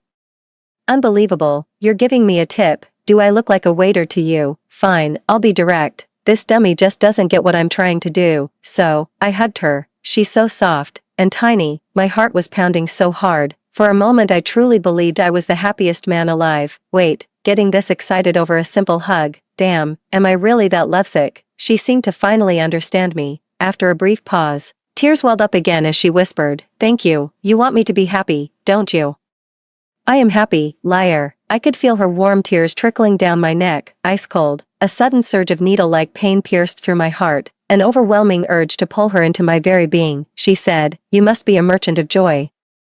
Aren't you? I feel so much better now. She forced a smile at me. Thank you, frog hero. You're such a kind soul. It suddenly struck me again. Only someone like Pei he could come up with this brilliant way to comfort someone. I often trailed behind her, taking the same electives, showing up at the same cafe, feeding the same stray cats, and walking her home from a distance. He reappeared by her side when she was upset, behaving in a way that felt unfamiliar to her.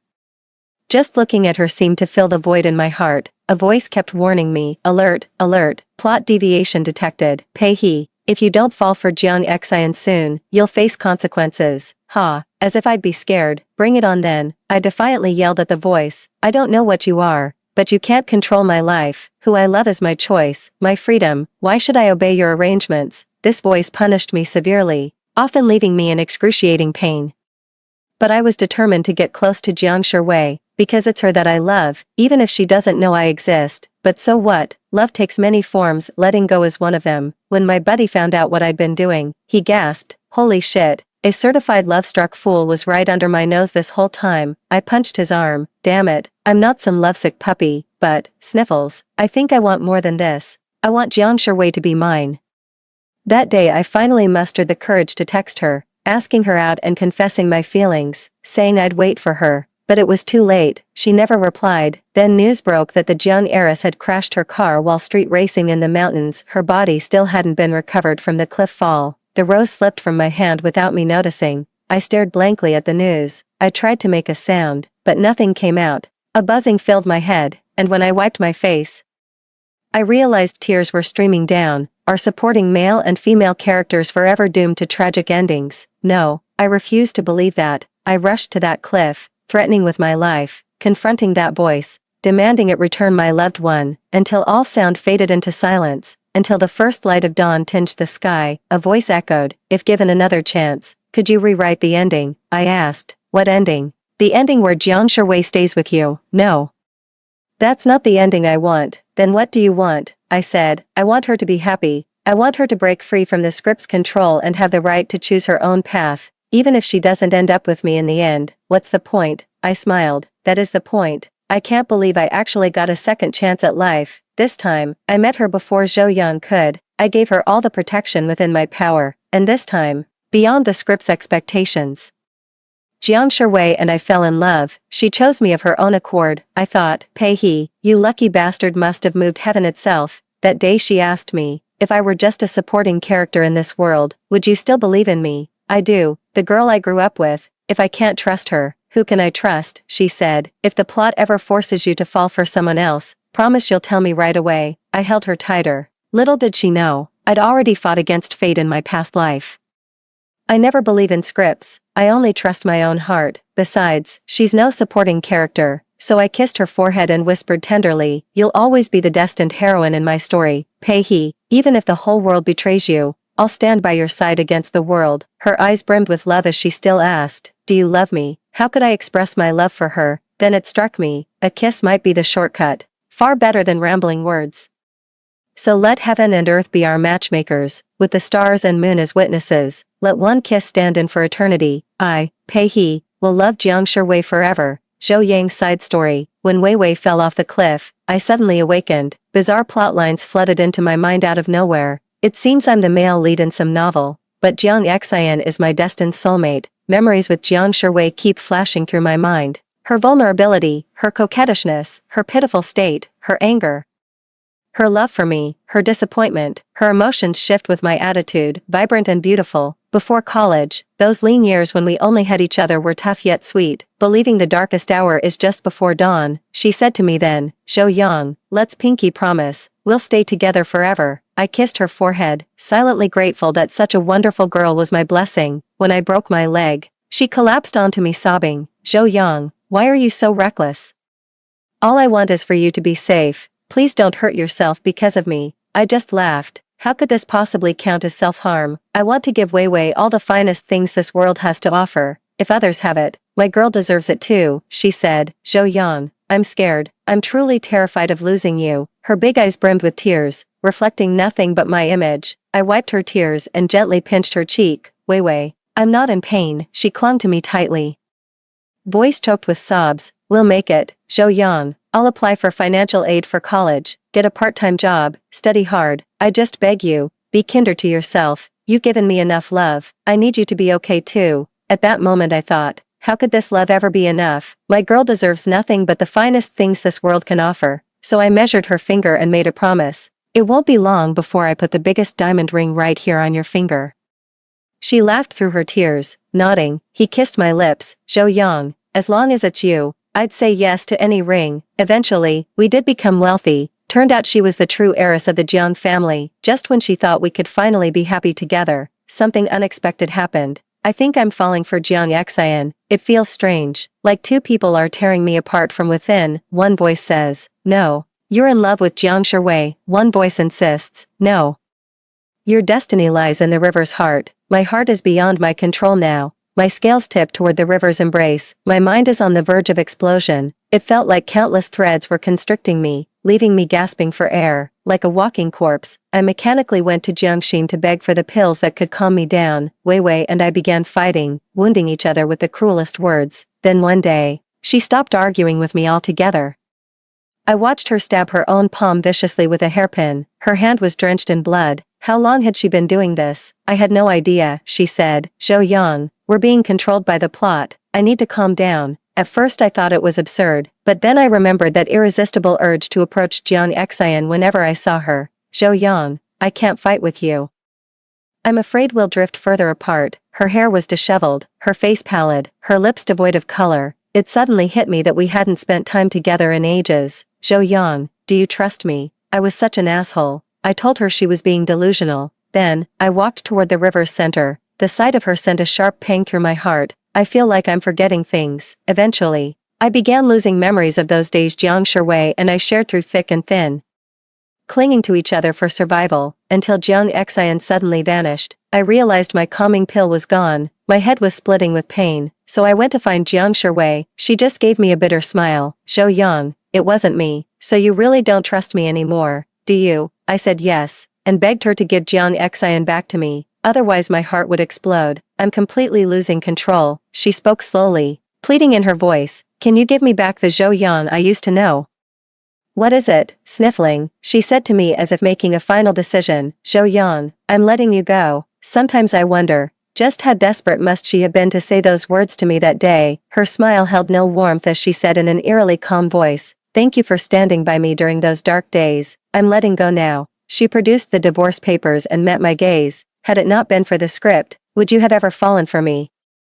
An unprecedented restlessness seized me, worse than the agony of being separated from Jiang Xian. The words tumbled out before I could stop them. If the plot hadn't forced us together, you'd never have met my standards for a partner. A bitter smile tugged at her lips as she closed her eyes, tears streaming down her face. I get it now. I'm the only one still trapped in the past. I didn't sign. Something in my mind seemed to be puppeteering me, drawing her in with feigned closeness. earning her trust, then luring her to the spot of our first kiss. She didn't cry or make a fuss, as if she already knew what I was about to do. In the end, she asked if I still remembered fighting in underground matches to pay her tuition. It felt like something exploded in my head again. Our memories kept flashing before my eyes. I didn't want to press that button, but I did. In the end, I killed her with my own hands. When that face finally faded from sight, I realized my cheeks were already drenched in tears. He'd already plotted my death, yet still asked that question I'd answered 1,000 times. No one answered anymore. How strange. The taut string inside me suddenly snapped, and countless memories came flooding back. I seem to have awakened, but it's far too late. She'll never forgive me. I know she won't see me again, not even in the afterlife, but thankfully, we never divorced. Does that mean I still have a chance to stay bound to her? Spending lifetimes making amends, never thought I'd actually get a second chance. This time I actually saw her walk into another man's arms. Does it hurt? Like hell. Was she in this much pain before too? I'm such an asshole. Why did it take me so long to wake up? Until she said, "No, it's you who didn't trust me, who wavered in choosing me." Your heart wandered. Yes, Zhou Yang. I'm the biggest fool in the world. How laughable. Over a decade of love undone by a newcomer in mere months.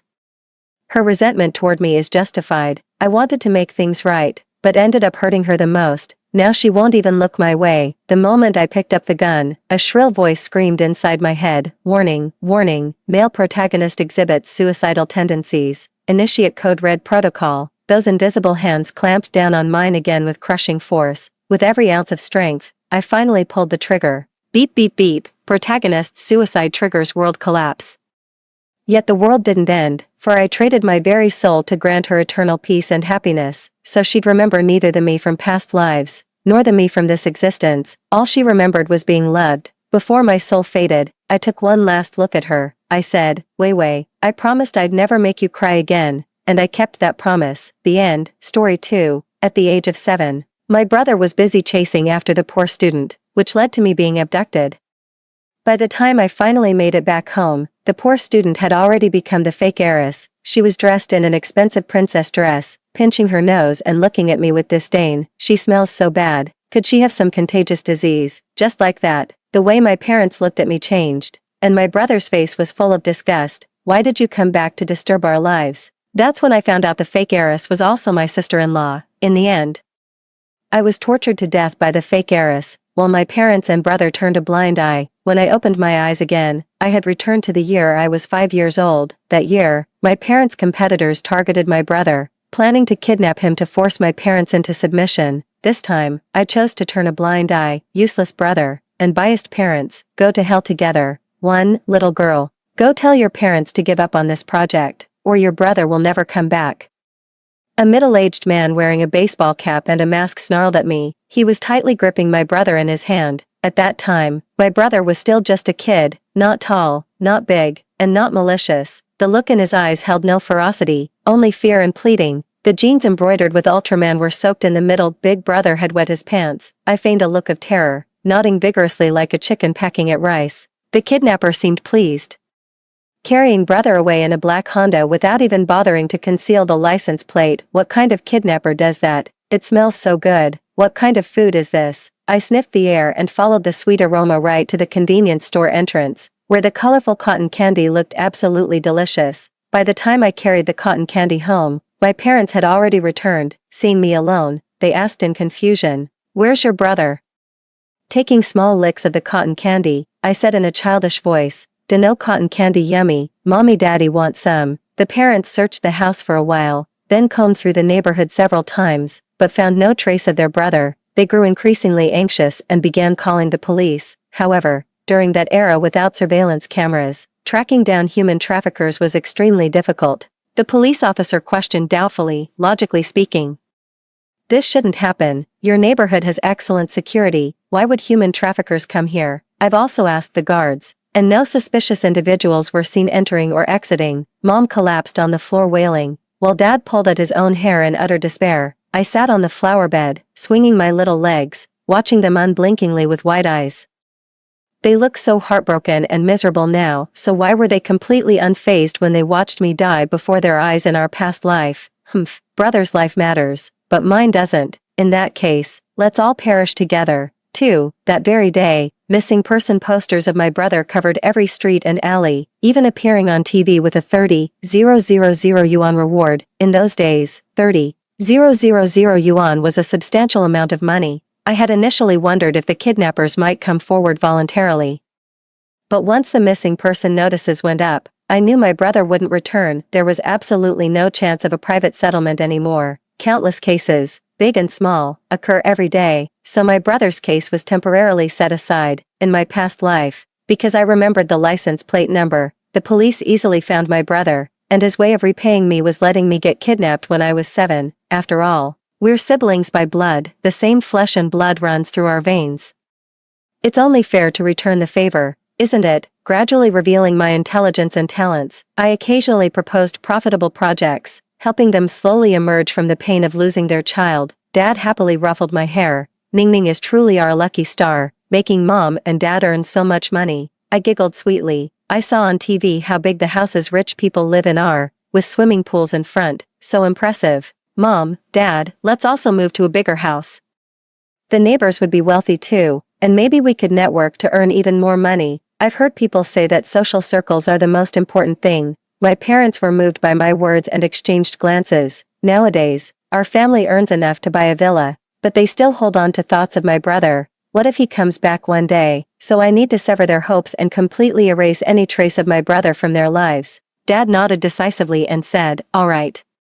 We'll listen to Ningning. Social circles are the most important." The next day, my parents went to look at houses and eventually spent a fortune buying a villa in the city center, where all the neighbors were either wealthy or influential figures. Being cute and sweet-tongued, I visited a few nearby households with cookies made by my mom and quickly became friends with them. As a result, my parents secured many projects, although they didn't make much profit due to low pricing.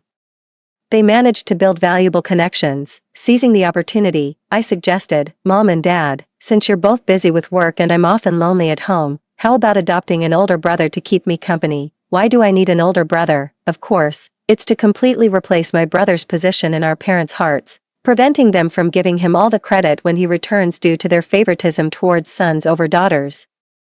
I won't let such a thing happen. No way, I'm doing all the work just for his benefit. Now, my parents dote on me and comply with my every wish, so they naturally won't refuse. 3. You can't choose your parents, so there's nothing you can do even if they're useless. But since this brother can be chosen freely, naturally one would pick someone who's completely satisfactory. I suffer from misanthropy towards foolishness, so those with poor intellect are absolutely unacceptable. Ugly ones won't do either, as they'd ruin my appetite. Most importantly, the personality must be good and the heart kind. I don't want a second ungrateful brother. After visiting all the orphanages in the city, I finally found one that met all the requirements, especially the fierce glint in his eyes, which particularly satisfied me. Having seen all kinds of people and ghosts in my past life, someone like him would be hard to control when grown up, but raising him from a young age brings a great sense of accomplishment.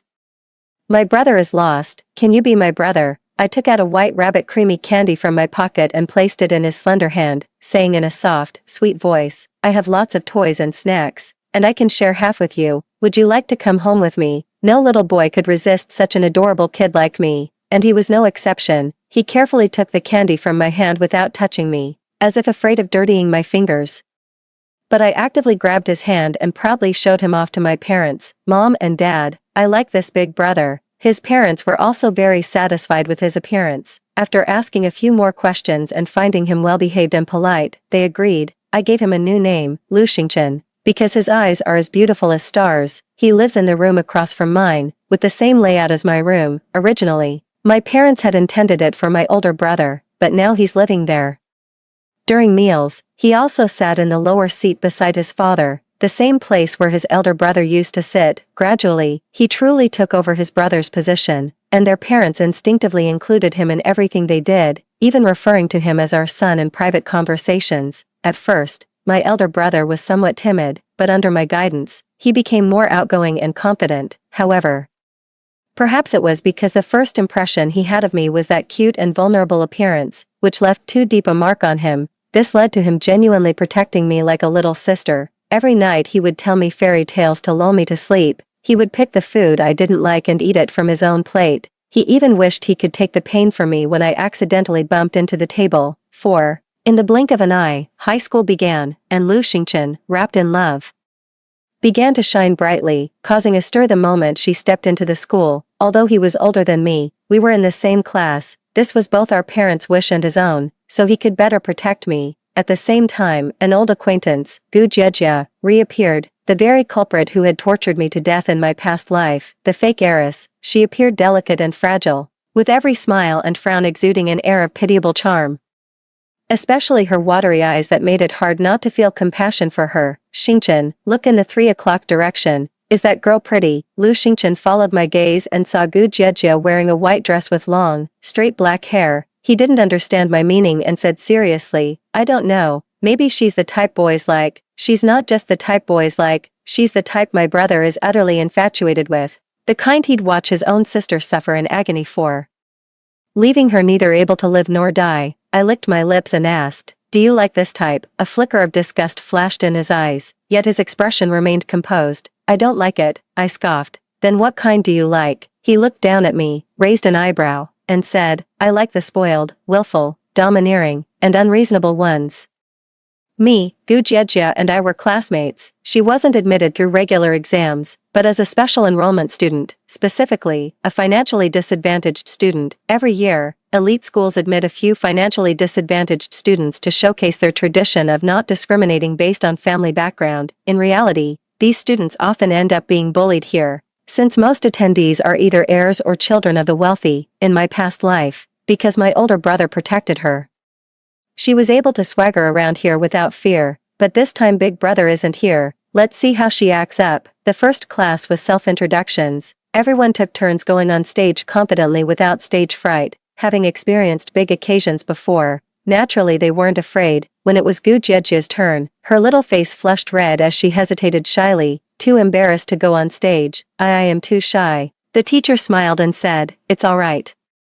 It's everyone's first time meeting, don't be nervous. Let's give a warm round of applause. Classmates, the students started clapping one after another. Seeing that I wasn't moving, Lu Xingchen also refrained from applauding, but after 3 rounds of applause, everyone was growing impatient. Gu Jiejia still hadn't stepped onto the stage, biting her lips, her face turning even redder, with tears welling up in her eyes. What a useless thing. Can't even handle the spotlight. 5. After this incident, everyone naturally distanced themselves from Gu Jiejia, finding her utterly repulsive, crying at the drop of a hat. Outsiders would think someone bullied her. How disgusting. Exactly. Because of her time wasting, we didn't even have time to go to the bathroom after class. So annoying. When assigning seats later, I really hope I don't get paired with her. Such bad luck would ruin my aura. Everyone's voices weren't lowered, and Gu Jiejia heard everything clearly.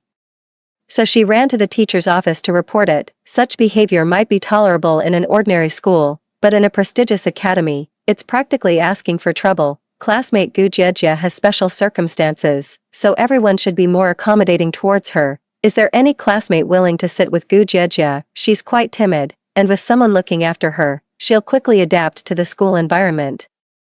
After waiting for a long time without any classmates raising their hands, what came instead was a wave of mocking laughter. The teacher cleared her throat lightly and asked, classmate Gu Jiejia, who would you like to sit with? At this point, Gu Jiejia didn't hesitate anymore. Pointing at Lu Xingchen, she said, I want to sit with Brother Xingchen. The way she called him Brother Xingchen was extremely coy, making those who didn't know them think they were very close.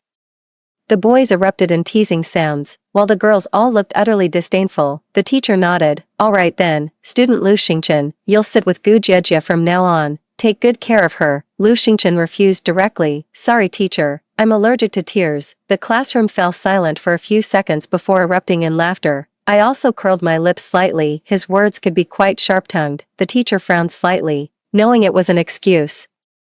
But since he was nominally the heir of the Lu group, he didn't dare offend him. Thus, he had no choice but to find a girl who seemed more approachable to sit with. After class, Gu Jiejia came looking for Lu Xingchen. She said pitifully, Brother Xingchen, I didn't mean to put you in a difficult position earlier. I just thought you looked very familiar, as if I've seen you somewhere before. No wonder my brother was completely wrapped around her finger in our past life. Her methods are indeed effective. Standing firm on stage satisfies a guy's vanity. If that doesn't work, then lower your guard in private and play the emotional card. An ordinary guy would probably be won over by this, but Lu Xingchen remains unmoved. Are you a pigeon? calling me brother every other word. Gu Jiejia's eyes reddened again as she bit her lip. Brother Xingchen, do you have some misunderstanding about me? Or did you hear someone speaking ill of me? I've had a tough family situation since childhood, and everyone looked down on me. I just want to make friends and not feel so lonely, Lu Xingchen scoffed. Then you should try making friends with girls, shouldn't you? Gu Jiejie blurted out. Girls are too much trouble. I prefer hanging out with boys. It's more straightforward and enjoyable without all the scheming. 6. The classroom instantly erupted with a chorus of boos from the girls. This White Lotus clearly had some green tea bitch attributes. Don't play the innocent fox with me. We're both old hands at this game. Lu Xingchen curled his lips in a cold smile. I don't believe all women are as you described. Except for you, of course. Even with her thick skin, Gu Jiejie couldn't stay any longer. Flushing red, she returned to her seat and burst into tears with her face buried in her arms. But no one went to comfort her. They all just laughed at her. What a toad lusting after a swan's flesh. Can't she see how obviously he's rejecting her? Still throwing herself at him just to be humiliated. Who says otherwise? The heir to the Lu group is someone she could ever dream of. They say women are scheming, but hers takes the cake. Lu Xingchen appears gentle and refined on the surface, but who knew he'd be such an expert at spotting gold diggers? Propping my chin, I finished enjoying the spectacle before asking with a smile, Xingchen, this is the first time I've seen you be so sarcastic. He unscrewed the thermos for me and gestured for me to drink. The people you don't like, I don't like either. I took small sips of water and chuckled lightly. Liar, you obviously didn't like her yourself. He raised an eyebrow, somewhat surprised. You noticed? I blinked and asked, why don't you like her? He pondered seriously for a moment. Her eyes are full of calculation and greed. Indeed, a brother chosen by oneself is far smarter than one with no choice. Gu Jiejie began to be isolated and ostracized, with no one speaking to her anymore. Even when she initiated conversations, people ignored her. They even sarcastically remarked, I'm a girl with deep schemes, you should find a guy instead. The boys sneered and said, we can't compare to the heir of the Lu group. You should go find him, logically.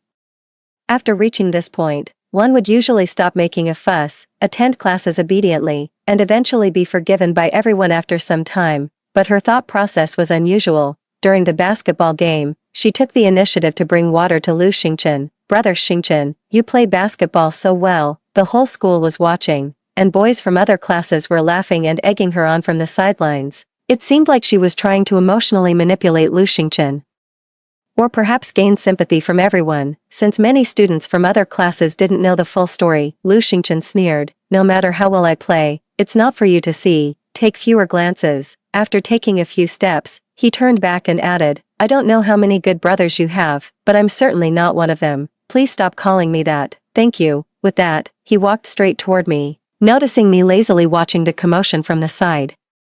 He snatched the half-drunk water bottle from my hand and took a sip. After finishing, he handed the empty bottle back to me and asked, were you looking at her or at me? I took the water bottle and teased with a smile, how do you manage to never take her bait? Lu Xingchen scoffed, do you think all men in the world are fools? Her intentions are so obvious. Who would actually take the bait? Many did take the bait, like my brother in my past life, and even mom and dad. With all their experience reading people, how could they not see through such obvious tricks? There's only one reason, they thought she was more important than me. 7. After the basketball game, Lu Xingchen gained a fan club, all consisting of his little admirers. When we met in the restroom, I casually remarked, that girl from our class keeps pestering my brother every day, and he's utterly annoyed. How can a girl be so thick-skinned? No matter how he rejects her, it's useless. And it's seriously affecting my brother's studies. If only someone could stop her. Sigh. That afternoon, Gu Jiejie emerged from the bathroom completely drenched. She knew she had angered everyone and didn't dare report it to the teacher. I despise school bullying and have even helped rescue other girls before, but only when seeing Gu Jiejie being bullied do I feel an intense sense of pleasure. After being targeted for half a month, Gu Jiejie finally backed down and never dared to pester Lu Xingchen again. But Lu Xingchen began to frequently cross paths with Gu Jiejie, allowing others to continue misunderstanding, which led to everyone persistently bullying Gu Jiejie. Eventually, she proactively requested a class transfer from the teacher and moved to the grades underperforming class, finally putting an end to the turmoil. The underperforming class had a spoiled rich second-generation student who was handsome but had a wild lifestyle. After seeing Gu Jiejie enter the restroom, I leisurely followed her in with the other girls from our class. Qingyi is quite handsome. Go ask him if he has a girlfriend for me. Wow, even our Miss Lou has developed feelings for someone. But he's really handsome and comes from a wealthy family, he must be hard to get. He looks so wild, but I really like that vibe, exactly. I like him too. I think he's even more exciting than your brother. Soon Gu Jiejie started dating Qingyi, and she often flaunted their relationship in front of me. Every time I turned away to avoid bursting into laughter, she mistook it for sadness, which only made her more smug. Soon, the scandalous photos of Gu Jiejie and Qingyi began circulating within a small circle of male students. Coming from a family that owned entertainment venues, Qingyi was exposed to wilder scenes from an early age. He often engaged in group activities, accepting partners of all ages, his motto being pure thrill. While I was admiring the photos, Lu Xingchen appeared behind me, snatched my phone, and blushed furiously after just one glance. What do you think of these things? I chuckled lightly. You want to see too? Then let's watch together. After seeing the protagonist, Lu Xingchen silently returned the phone to me. 8. In the blink of an eye, Gu Jiejie had already undergone 6 abortions for Qingyi. The pitiful White Lotus image she once had completely vanished, replaced by smoking, tattoos, and skirts shortened to thigh-high length, a full-fledged delinquent girl. Meanwhile, Lu Xingchen and I were achieving better academic results, ranking first and second in our grade, the pride of teachers and classmates alike. Every year I would host a birthday banquet, inviting all my classmates to strengthen our bonds, while also providing a good opportunity for our parents' generation to network and explore collaborations. Many students at school considered it an honor to attend my birthday banquet. This was my coming-of-age ceremony, exceptionally grand, with several industry leaders in attendance. I prepared a grand gift for my parents. Mom, Dad, I've been searching for you so desperately. Just as my parents and the VIPs were toasting, the door suddenly burst open, and a heart-wrenching, sorrowful male voice cried out, "I've finally come home." After saying that, he sat on the ground and burst into tears, bald, dressed in rags, with a fierce scar on his face. He didn't look like a good person, especially with the foul stench emanating from him. Everyone silently took a few steps back, and the melodious piano music came to a stop.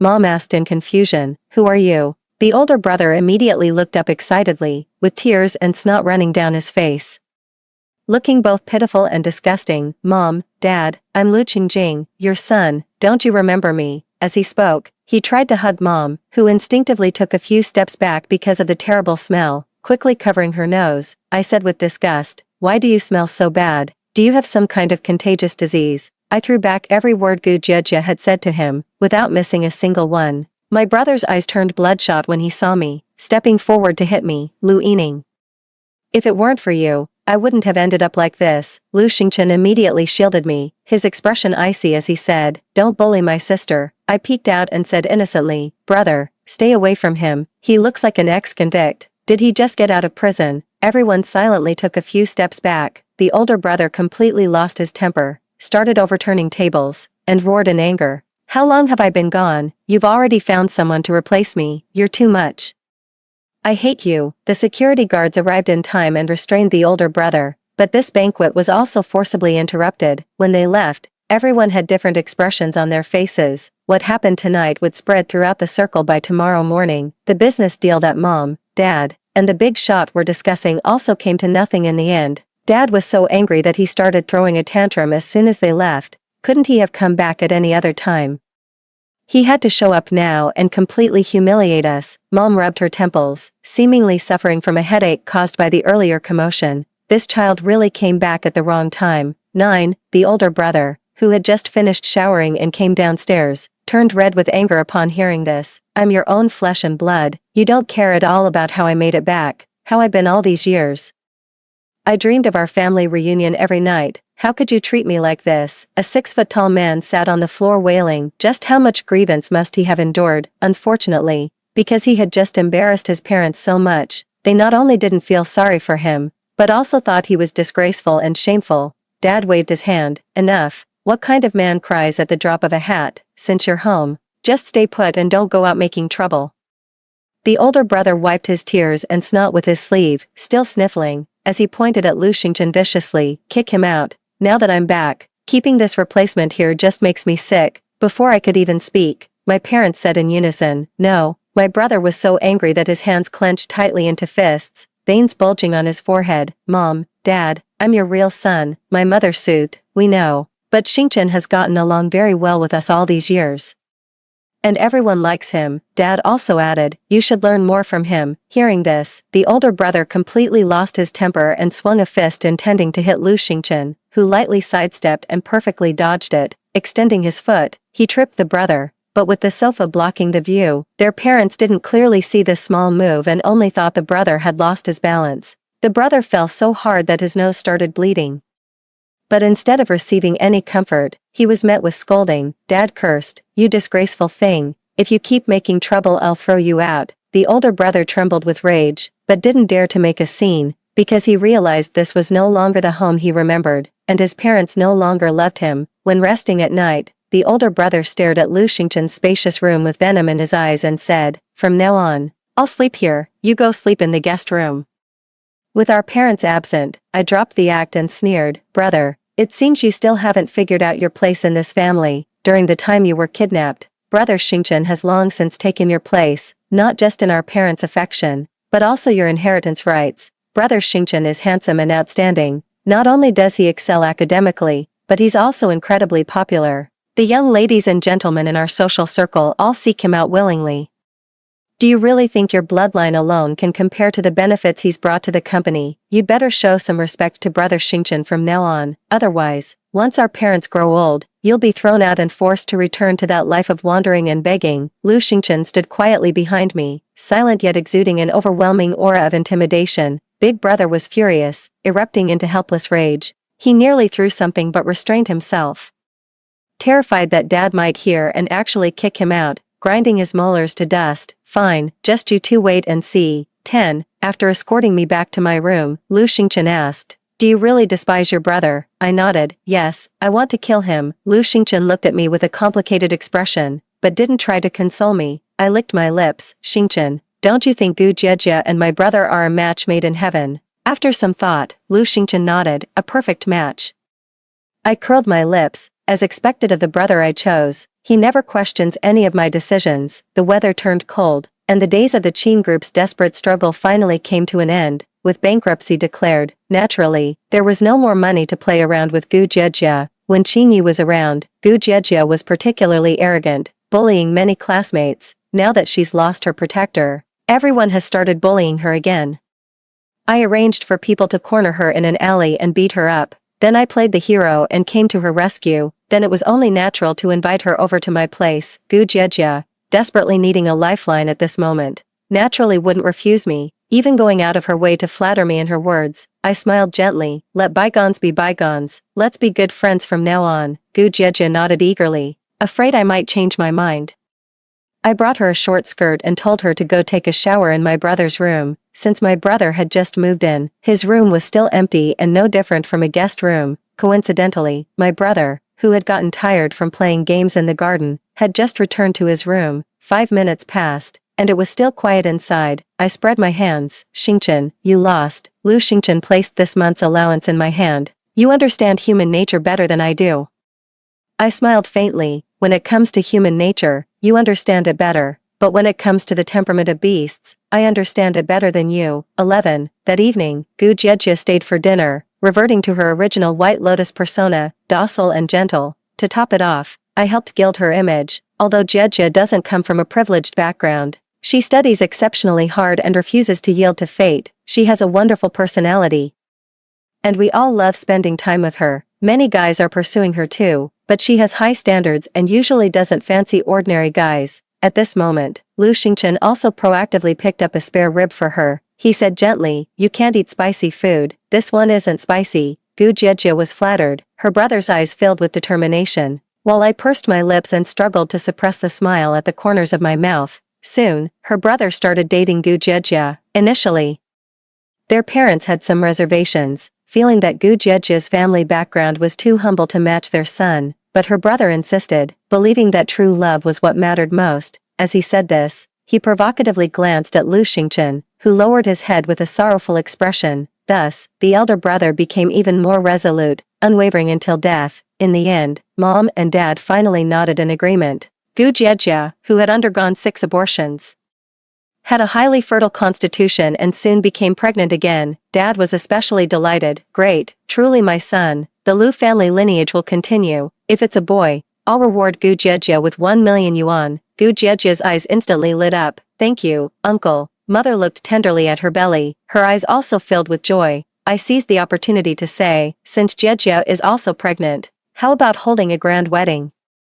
It would also be a good chance to introduce Big Brother to everyone. Naturally, they happily agreed and immediately scheduled the wedding for the end of the month. While passing by the study at night, I overheard my parents whispering, Xingjing has been wasting his years outside and can't inherit the family business. Although Yining is outstanding, she's still a girl after all, and the company can't be handed over to her. If this child is a boy, he'll inherit the company in the future. If it's not a boy, we'll keep having children until we get one. Although the company has reached its current scale thanks to Yining, it's just her fate not being born a boy. I curled my lips. Just like in my past life, they still favor sons over daughters. Then I'll send them another grand gift. 12. Although the wedding between brother and Gu Jiejie was somewhat rushed, every item used was exquisitely luxurious. I marveled. Xingchen, this wedding is truly beautiful. Liu Xingchen glanced at the USB drive I was fiddling with and chuckled. And yet you're still planning to destroy it, facing my provocatively toasting elder brother. I also raised my drink and clinked it with his from a distance. Taking a small sip, smiling meaningfully, I said, otherwise they won't learn their lesson. The wedding march slowly began to play as my brother and Gu Jiejie walked hand in hand, making a barely passable handsome couple. Both my father and mother took turns giving speeches on stage, reading from heartfelt scripts that brought tears to their eyes. Liu Xingchen peeled a white rabbit milk candy for me. I chuckled softly, what's this for? I'm not a kid anymore. He pushed the candy to my lips, sweet. I mischievously licked it with my tongue and blinked. It really is sweet. He reached out and pinched my cheek, then shoved it straight in, rubbing my still aching cheek. I turned and headed backstage. Ah. A wolf pup will always be a wolf pup. It can never become a lapdog. After entering backstage, I spoke directly, you go attend the banquet, I'll handle the rest. The staff member cheerfully said, all right. Just as the brother and Gu Jiejie exchanged rings and leaned in for a kiss, the loving video on the electronic screen behind them switched to footage of Gu Jiejie and Qinyi. The audience instantly erupted in gasps of shock. The brother and Gu Jiejie, thinking everyone was cheering them on, became even more enthusiastic. Everyone shouted loudly, look behind, look behind. The two who had just kissed turned around with smiles, thinking it was a surprise prepared by their parents. Just a second ago, Gu Jiejie thought she was at the peak of her life, but the next moment she felt a chill run through her body, as if falling into an ice cave. The smile on her brother's face instantly froze, and he snarled, good, so you've been lying to me all along.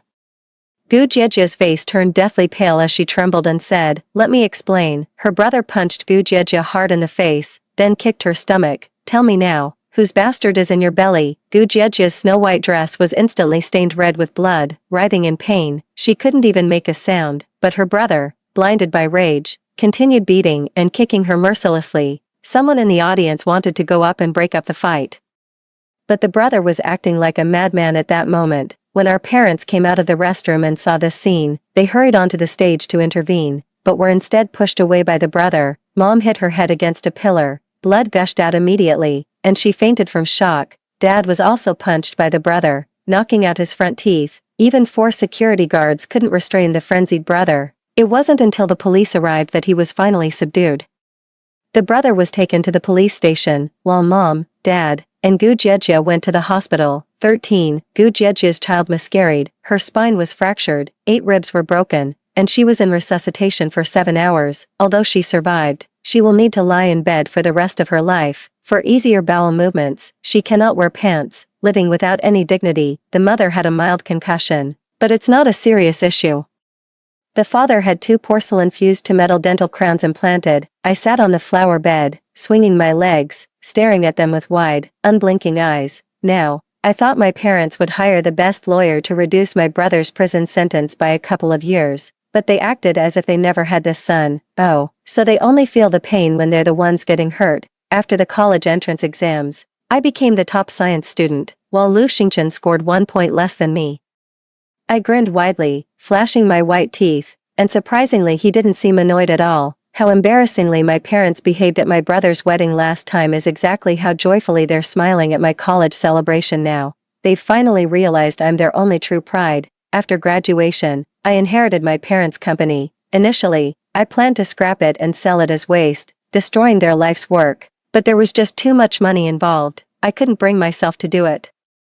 Being the CEO is actually quite comfortable. Lu Xingchen became a professor because during a truth or dare game at a class reunion after the college entrance exams, they asked me what type of person I liked. I couldn't keep my mouth shut and said, I like the refined but wicked type, like a professor. The classmates erupted in screams. From then on, Lu Xingchen started wearing gold-rimmed glasses, with white shirts as his signature look. Baffling. 14. Gu Jiejia went insane. I arranged it, then had her committed to a mental institution. My brother had a terrible time in prison. I hired several thugs to take turns serving him daily. He eventually swallowed a toothbrush and killed himself. They say he died in agony, muttering my name and some strange words about rebirth. I've been thinking about how to arrange things so my parents wouldn't get their hands dirty, yet still make them suffer, but in the end, they beat me to it. They got hit by a truck while driving out, both seriously injured. I comforted the truck driver. I know you didn't mean to. Life's hard for you too. You don't have insurance for the truck, right? Forget it then. No need for compensation. I'll even fix your truck for you. Everyone calls me the most conscientious businessman. I turned to the doctor and said, donate all the usable tracheas for my parents. And donate their bodies too.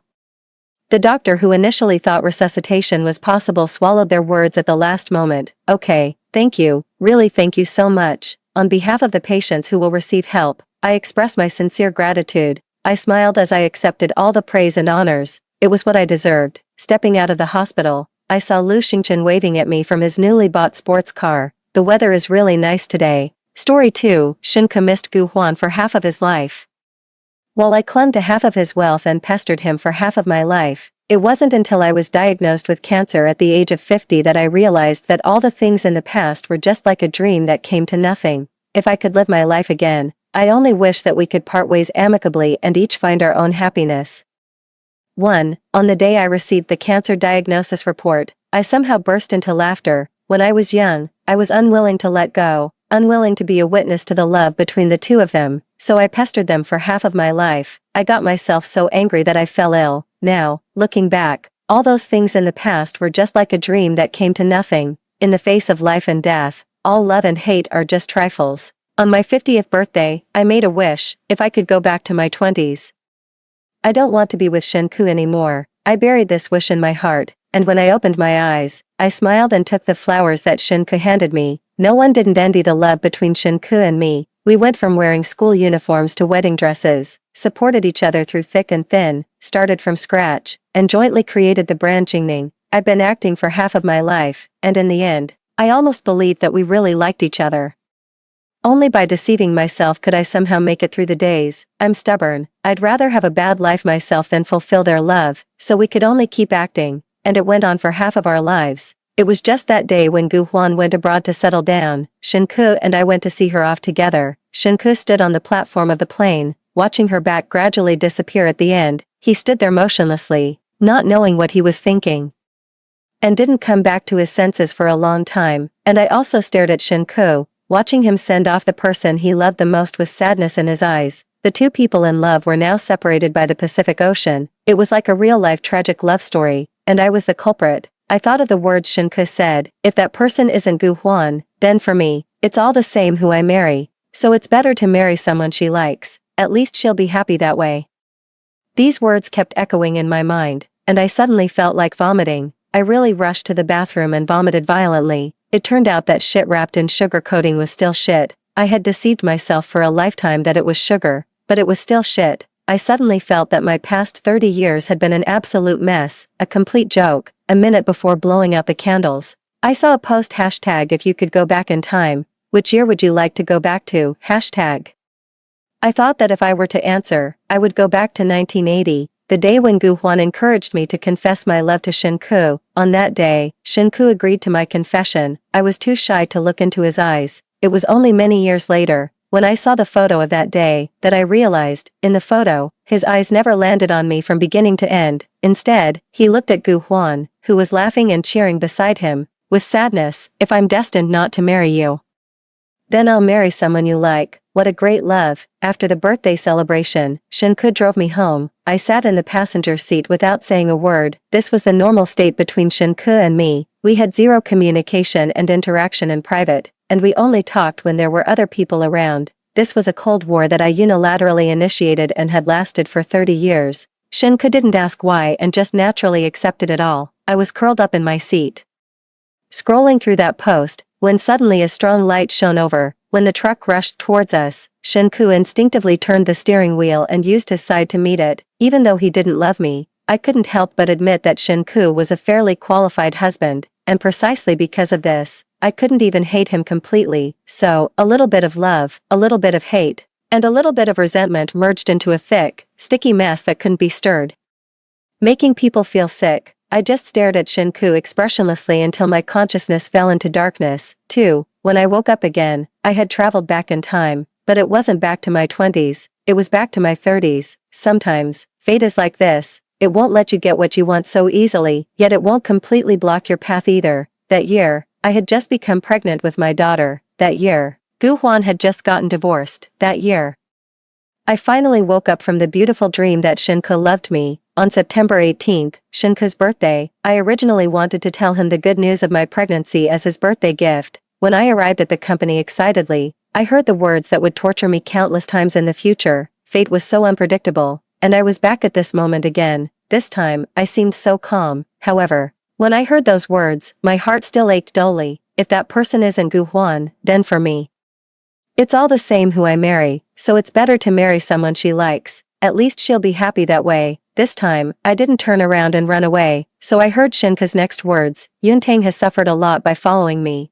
I won't do anything. I still remembered that day. I left the company alone and wandered outside for a long time. I didn't go home until it was dark.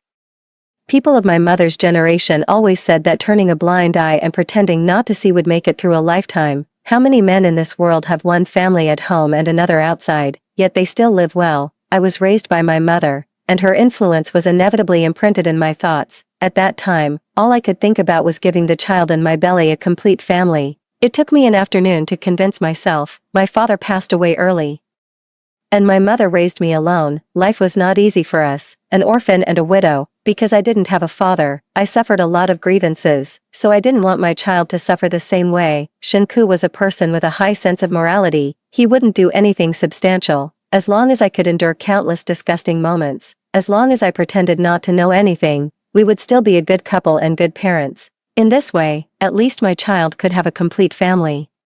Both sets of parents could be at ease, and the company wouldn't be in turmoil. At that time, I considered everyone, but I didn't consider myself. I thought I was great and had once been immersed in this sense of sacrifice, until one day, my daughter Shenning said to me, "Mom, you don't have to smile when you don't want to. I've always wanted you to be happy, but I don't know how to make you happy. Even if my schoolwork is always the first in the class, you'll only be happy for a while and then quickly become depressed again." It turned out that those who love you can tell that you're not happy. In these years when I forced myself to be happy, my daughter Shenning had also been bearing the same pressure as me. I thought I was doing the best for my daughter, but I never asked her if she wanted it. It was only many years later that I realized that only when you truly love yourself can you have the ability to love others. An unhappy mother can't raise a happy daughter. This might be the reason why Shenning has been working nonstop and always been so anxious all these years. 3. I touched my belly that hadn't shown the pregnancy yet and said softly, "This lifetime, I will be a happy mother and raise you to be the happiest baby in the world." In my previous life, after I convinced myself, I told Shinku about my pregnancy, and this matter completely put an end to Shinku's thoughts. But this time, I didn't want to do that. My child shouldn't be a tool. When I went to the hotel, Shinku's birthday party had already started. It was his 30th birthday, and it happened to be during the booming development stage of the company, so the party was held very grandly. Gu Huan was also there. After the divorce, she had lost a lot of weight and didn't smile as much. Her thin body swayed in the Chinese-style cheongsam. She stood beside Shinku, and the two of them stood side by side at the center of the crowd, looking very well matched. When she saw me coming, Gu Huan seemed a bit at a loss and wanted to give her position to me. Shinku instinctively grabbed her sleeve and explained dryly, "Gu Huan is wearing thin clothes, and the air conditioner can't reach here." She had always been the center of attention, as long as the focus was not on her for a moment. It seemed to make people feel sorry for her. I smiled and walked forward, standing on the other side of Shinku. "It's okay, you can just stand here. We haven't seen each other for a long time, and it's convenient for us to talk." When the cake was pushed in, the waiter naturally handed the cake to Gu Huan, and she naturally took it. Compared to me, Gu Huan seemed more like the hostess of this party. When Gu Huan smiled, her eyes were as sweet as crescent moons, while singing the birthday song. She walked towards Shinku step by step. Happy birthday to you. Happy birthday to you. Happy birthday to school hunk Shin. Boss Shin, who was very confident and capable in the business world, rarely showed a bit of the awkwardness of a young lad. What school hunk? I'm already old. Gu Huan dipped a little cream and smeared it on the tip of Shinku's nose, with a bit of playfulness in her smile. You'll always be young in my eyes. I had never seen Shinku so happy before. There was a smile between his eyebrows and eyes, at the age of 30. In the prime of his life, his business was booming, and the girl he liked the most during his adolescence was by his side. This was Shinku's golden age. The moment the crystal lamp went out, the candle flames flickered on the cake. Shinku closed his eyes and lowered his head to make a wish. Was he wishing for such a day every year, or for lovers to finally get married? Anyway, I wasn't in his wish. My heart ached. It was as if Shi Yuntang at the age of 30 and my body was feeling sad.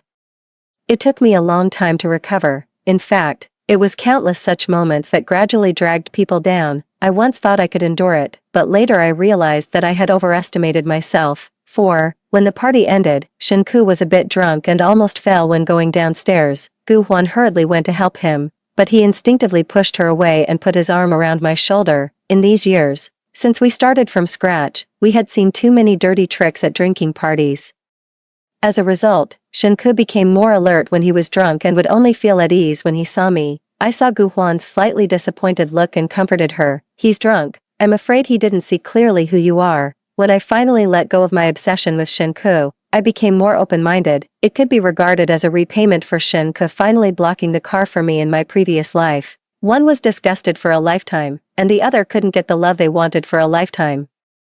It's hard to say who was more pitiful between me and Shinku. Shi Yuntang, are you really willing? Gu Huan stood in the shadow, and I couldn't see her expression clearly. Soon, she smiled and waved at me, as if the words just now were just a dream. I'll go first. See you next time. This was the first time she clearly told me her intention. In my previous life, she hated me many times, but I had blocked her attempts without showing it. Regarding Gu Huan, I never knew what attitude to take towards her. When we were in college, my family was very poor. Gu Huan had a good family background, good looks, and a good personality. She was like a little sun shining on everyone. Everyone included Shinku and me. In the coldest winters, I got through them by picking up her clothes, although she didn't really look up to me. For example, the shoes my mother made with her own hands. She smiled and accepted them on the surface, but they soon appeared in the trash can. However, when judging someone, we should look at their actions rather than their thoughts. People's hearts can't stand scrutiny. During those warm winters, I finally owed her a favor and remembered her kindness. So later, after she got divorced and Shinku took extra care of her, I had no reason to say anything, so I was disgusted for a lifetime and trapped myself for a lifetime. Since I had already decided on this path, I had to swallow the sand and blood. Only now did I realize that sunk costs shouldn't be included in the decision-making. 5. The autumn wind blew again at night. Shinku rubbed his fluffy hair against my chest. I carried Shinku to the car with some difficulty. Every time he drank, he would be particularly dependent on me. In these years, since the business had just started, there were always many drinking parties. Some honey water for sobering up was always prepared in the car, after drinking a cup of honey water. Shinku seemed a bit more sober, but not completely. He looked at me with a slightly aggrieved expression, curled up in the passenger seat like a stray puppy. Where's my birthday gift? On every birthday of Shinku's, I would prepare a gift for him, including those in the past that I hadn't participated in. He, like me, came from a poor family. When survival was the top priority, gifts became a luxury. Sometimes I wondered if girls were born knowing how to love, just like when I was a child. No one ever gave me a birthday gift, but I still wanted to make up all the gifts for Shinku. From the first year to the 30th year, I thought of the pregnancy test sheet lying quietly in my bag. This was originally the gift I prepared for him on his 30th birthday. Shinku frowned, thinking that I was angry because of what happened today. Gu Huan just got divorced and is feeling depressed. Today on my birthday, I just wanted to make her happy. Sorry, Yuntang. I didn't consider your feelings. I looked up at him, and he looked at me with full sincerity. Shinku was always like this. He could keenly sense the things that made me unhappy, apologize neatly, but still do the same thing next time. He spared no effort to help her with the divorce lawsuit. Rented a house for her, found her a job, and when she was depressed, he raised a little dog with her. I still remembered that the dog's name seemed to be Zuitsui, and its nickname was Ai, which meant recalling the past. In order not to make me suspicious, he would ask me to go with him for all these things, so I was troubled whether I went or not. Because of these things, Shinku and I had many arguments. Later, we finally stopped arguing and also stopped talking.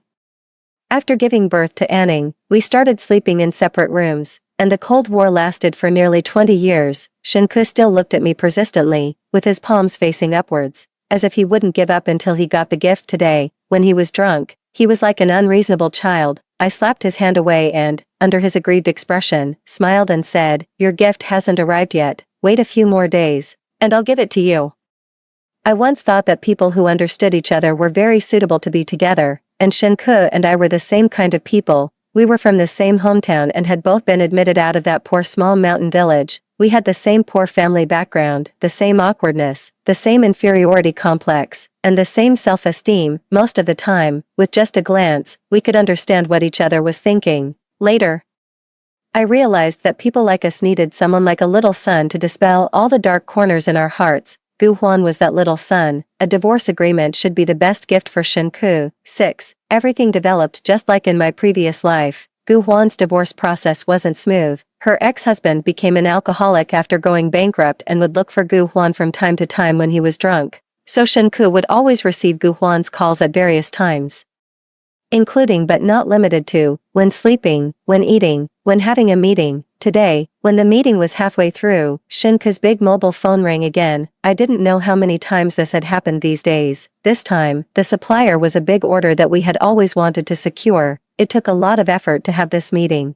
The meeting was interrupted by the successive phone calls, and Manager Chen showed an unhappy expression. If your company doesn't have the sincerity, we don't need to discuss this order anymore. I quickly smiled and tried to soothe the supplier's emotions. The Longjing tea picked before the rain, the first batch of new shoots. Knowing that Manager Chen loves tea, I specially prepared it. We're just thirsty from the discussion. Why don't we take a break? Shinku looked absent-minded. He looked at me, hesitated for a long time, and then said, Gu Huan was almost hit by a car just now and sprained her ankle. She's all alone in the hospital.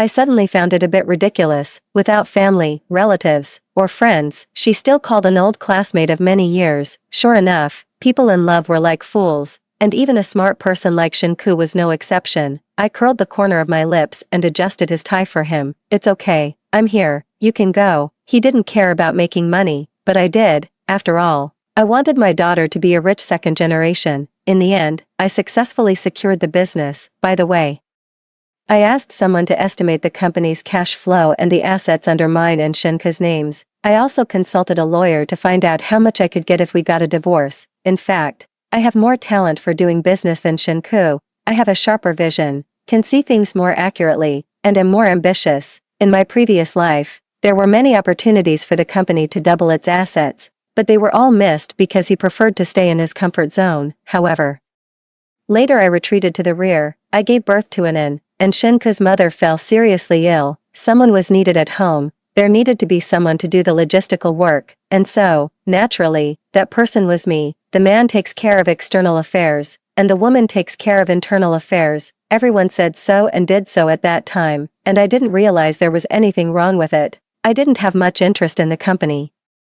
It was an antique that would eventually be eliminated by the times. In my previous life, I always wanted to carry out the company's reform, but I was restricted by various reasons. Now that I have a chance to live my life again, I have the ability and confidence to take my company to the next level. 7. After coming out of the hospital, Shinku said he wanted to arrange a job for Gu Huan and asked me if there were any suitable positions. I thought for a while and said, Aren't you in urgent need of a secretary? I think Gu Huan is quite suitable. Shinku looked at me in surprise and asked hesitantly, Is this appropriate? I comforted him. What's inappropriate about it? We're all old classmates and our own people. You can rest assured when using her. Shinku suddenly frowned and looked at me for a long time, then said, Yuntang, you seem to have changed. I smiled and replied, Everyone changes. So Gu Huan officially joined the company. Every day, she dressed beautifully and followed Shinku, mainly responsible for some reception work. Many times, she was mistaken for the boss's wife by customers. She smiled shyly,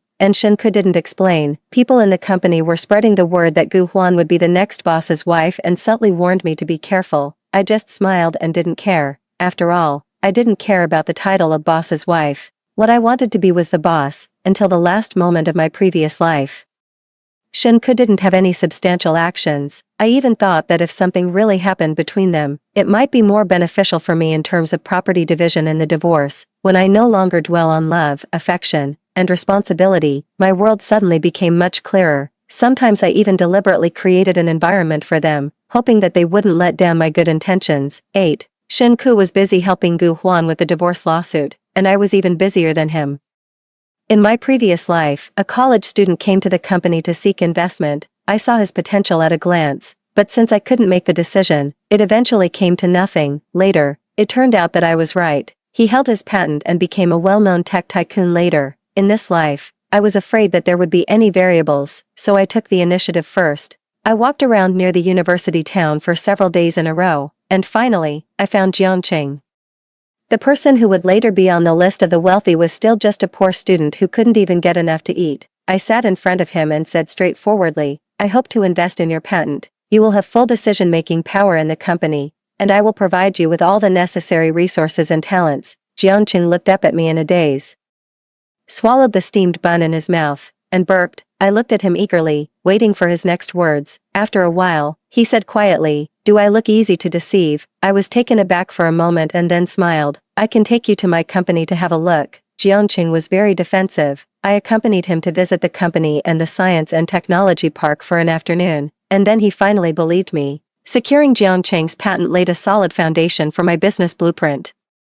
When I got home, it was already very late. It seemed that Shenke was waiting for me. He had fallen asleep on the sofa and only got up when he heard the commotion. Why did you come back so late? I casually found an excuse to perfunctorily answer him. Shenke followed me attentively. Gu Huan has had too many things going on recently. Thank you for your hard work with the company's affairs these days. It was nothing more than an apology for ignoring me these days and a thank you for my hard work.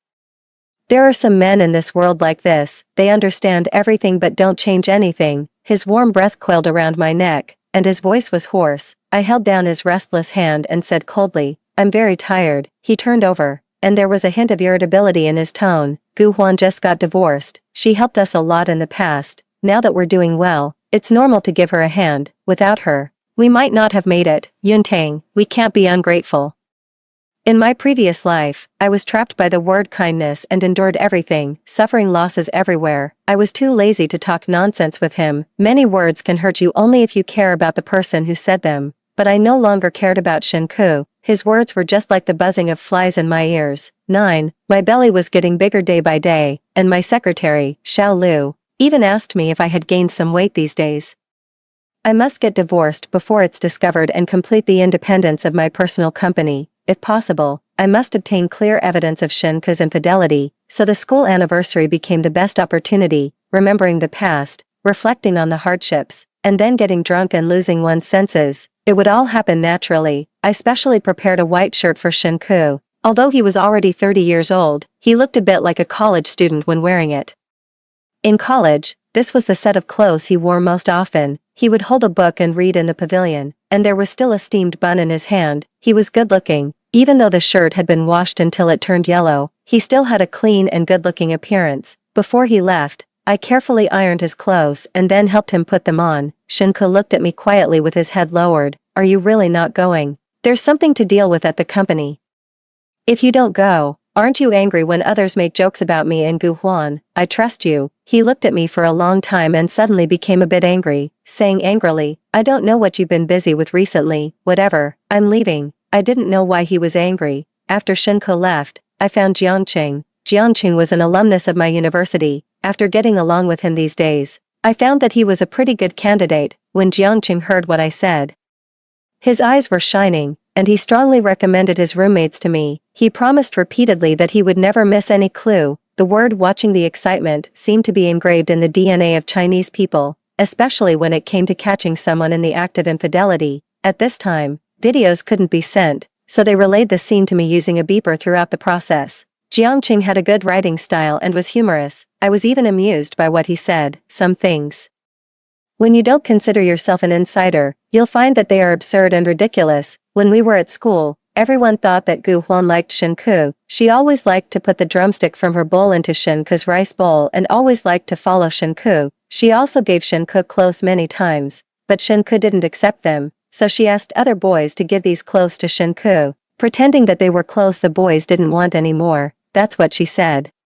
But who would really be willing to give up such new brand name clothes? It was more of a tacit understanding between the two parties. At that time, I really thought they would get together, and I was also very sensible and hid my feelings well, until the day she introduced me to Shinku and then pushed me to confess my love to Shinku. Everything happened so unexpectedly. The person I liked when I was young was standing in front of me, so I lost my mind and wasted my whole life.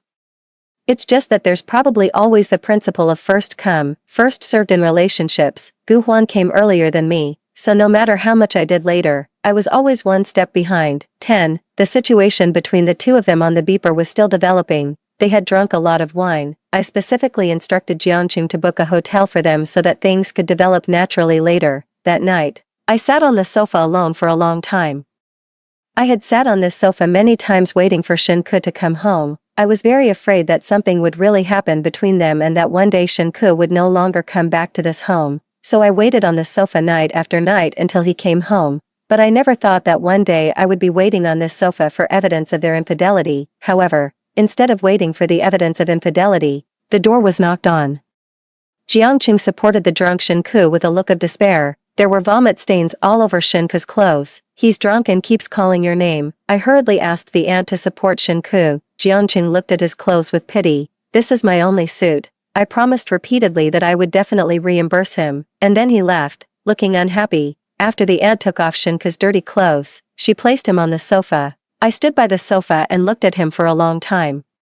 I didn't know how I felt at that moment. On the one hand, I was worried that the subsequent divorce would be a bit troublesome, and on the other hand, I was glad that Shinku was at least not a person without any bottom line. I sighed. When I was about to leave, someone grabbed the hem of my clothes. I turned around and saw that Shinku's eyes were red, and he asked me aggrievedly, Yuntang, why don't you care about me anymore? I tried to pull the hem of my clothes away, but he held it tightly, as if he had to get an answer. Finally, I squatted down and looked at him quietly, and he looked at me too. But isn't this what you want, Shinku? Tell me what exactly you want. Shinku didn't answer. He once asked me the same question, and I didn't answer either.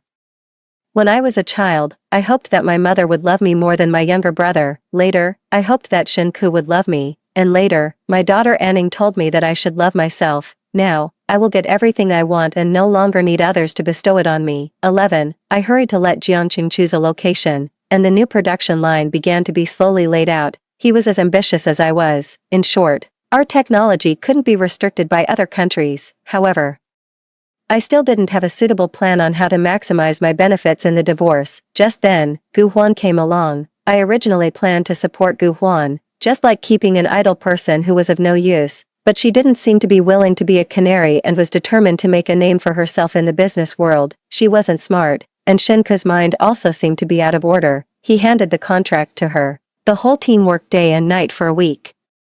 But all their efforts were in vain because of her mistake. I finally couldn't hold back my anger and shouted angrily, how many times have I told you to check the contract several times before sending it out? Gu Huan looked at me with red eyes and said aggrievedly, I didn't do it on purpose. I tried to hold back my anger but still couldn't help it. I threw the contract in my hand at Gu Huan's face. Just because you didn't do it on purpose, can you escape your responsibility? The A4 papers fell like snowflakes in the air, but Gu Huan suddenly looked at me and smiled, then fell backward. I had watched so many palace intrigue dramas in my previous life, and this trick was so cliched that I was stunned for a moment. Next, the brainless male protagonist should appear and ask me why I did that. A plan suddenly took shape in my mind at this moment. Sure enough, Shinku helped Gu Huan up and looked at me angrily. It's just a business. If this one fails, there will always be the next one. Do you have to be so aggressive? I walked forward and, in Gu Huan's extremely shocked expression, slapped Shinku neatly. Are you sober now? I was about to slap Gu Huan again. As expected, Shinku pushed me to protect Gu Huan. This was exactly the push I was waiting for. I took advantage of the force and directly bumped into the table. With a pale face, I called for someone to call an ambulance. Shinku hurriedly came to help me, with tears in my eyes.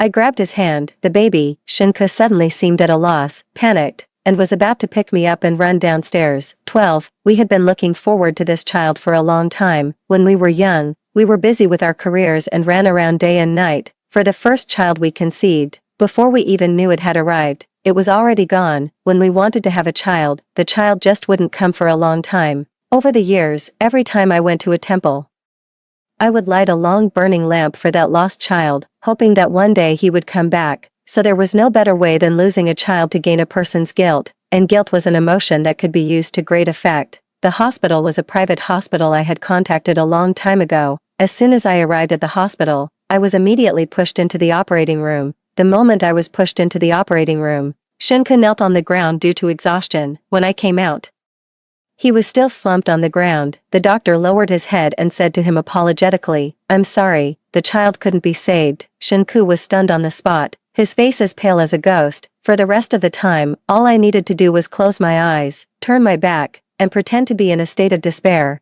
During the few days I stayed in the hospital, Shinku stayed by my side every step of the way. Many nights, I heard the sound of him tossing and turning. On the day of my discharge, I looked at him. "Let's talk." He hurriedly went to pack things, avoiding the topic. "There are so many things and they haven't been packed yet. The doctor will come to check us out soon. Just lie here. Shaoli will come to pick you up later. The wind outside is strong. You can't catch a cold." He kept packing things on his own, and I just watched him quietly. Finally, when all the things were finally packed and he finally had no reason to delay, "Can we talk properly now?" He remained silent. I sent him the document drafted by the lawyer. "If there's no problem, sign it." Shinka's lips moved, but in the end, he said nothing. Some things reach a certain point where both parties know there's no room for redemption. He signed his name without even looking at the contract. I left the company to him, split off one of his most promising departments, and took the talents there to Jiangcheng's new factory area. Standing on the highest point nearby and looking down at this place, construction vehicles and construction teams were working day and night. This place would be the most promising area in this city in the future. Everything was booming. 13. In the later stages of pregnancy, my belly got bigger day by day. Ningning in my belly was very well behaved. During pregnancy, I hardly had any morning sickness. Instead, I was more energetic. On the day the company was officially established, Jiangcheng and I cut the ribbon together. The moment the red silk fell, Anning kicked me in the belly. I gently touched my belly and said with a smile, "You're happy for mom too, aren't you?" She kicked again, as if really answering my question. After the pregnancy reached full term, Jiangcheng looked at me like I was a bomb about to explode at any time. He didn't have the heart to work anymore and just stared at me every day. There was no way, so I could only go to the hospital in advance and stay there waiting for the delivery. The days of waiting for the delivery were like waiting for an old friend I hadn't seen for a long time. My daughter was like a friend to me. She spread a lot of advanced ideas to me. She took me to many places. She said I was her genius mother and that I really had talent. No matter what happened, she always stood by my side without hesitation. In this marriage, I had too many regrets and too much unwillingness, but the only thing I didn't regret was having my daughter. There was a very important meeting in the company in the middle, and I went back for a while. I originally thought my daughter's birthday was still a few days away. Unexpectedly, just after the meeting, my water broke. Jiangcheng was so flustered that he fell while going to drive. He prayed all the way, extremely anxious. I only had some mild contractions at the moment and sneered, "The child isn't yours. Why are you in such a hurry?" His face was a few shades paler than mine. "You're my money-making god. Nothing must go wrong." When we arrived at the hospital, I was pushed into the delivery room. The delivery went smoothly. This was the first time in this life that I saw my daughter, and tears welled up in my eyes instantly.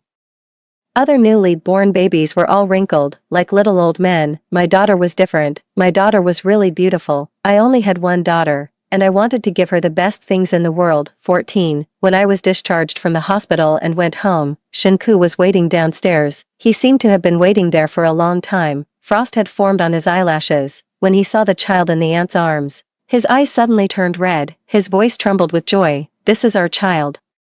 I motioned for the aunt to take the child inside and said to him calmly, "No, this is my child." Shinku wanted to hold the child, but the aunt had already closed the door. "The child needs a father's love. Sure Yuntang, you can't be so selfish." I looked at him and suddenly smiled. "There are plenty of people who can be like a father to my child. Which one are you? You don't have any evidence to prove that this child is yours." According to the principle of business negotiation. Be tough first and then soft. Finally, I earnestly persuaded him, why bother, you'll have your own child in the future, why hold on? Shinko looked at me for a long time, but I only want our child, the child between you and me. Gu Huan has gone abroad to settle down, I won't contact her again in the future. I had been waiting for this result for half of my life. It turned out that he knew the best way to deal with this matter, but he just pretended not to know. He let himself be immersed in his youth, enjoying the pleasure of being a hero saving the beauty. Did he really like Gu Huan that much? Does really liking someone make the other person seem like a third party? On one hand, he gave Gu Huan the wrong impression, and on the other hand, he never gave her any promise. At the beginning, Gu Huan didn't choose him but chose someone with better conditions. Whether there was resentment in his heart, only he knew. I suddenly found it a bit ridiculous. Indeed, the weak were easily bullied in this world. Jiangqing came at this time. He put his arm around my shoulder and winked at me quietly. Honey, this is the ex-husband who was entangled with that old classmate. He looks a bit old. How can the old be as good as the young? Honey, you must be bored these days. Let me give you a massage. I endured the shiver down my spine and responded to him. Shenko looked at me in disbelief and anger and punched Jiangqing.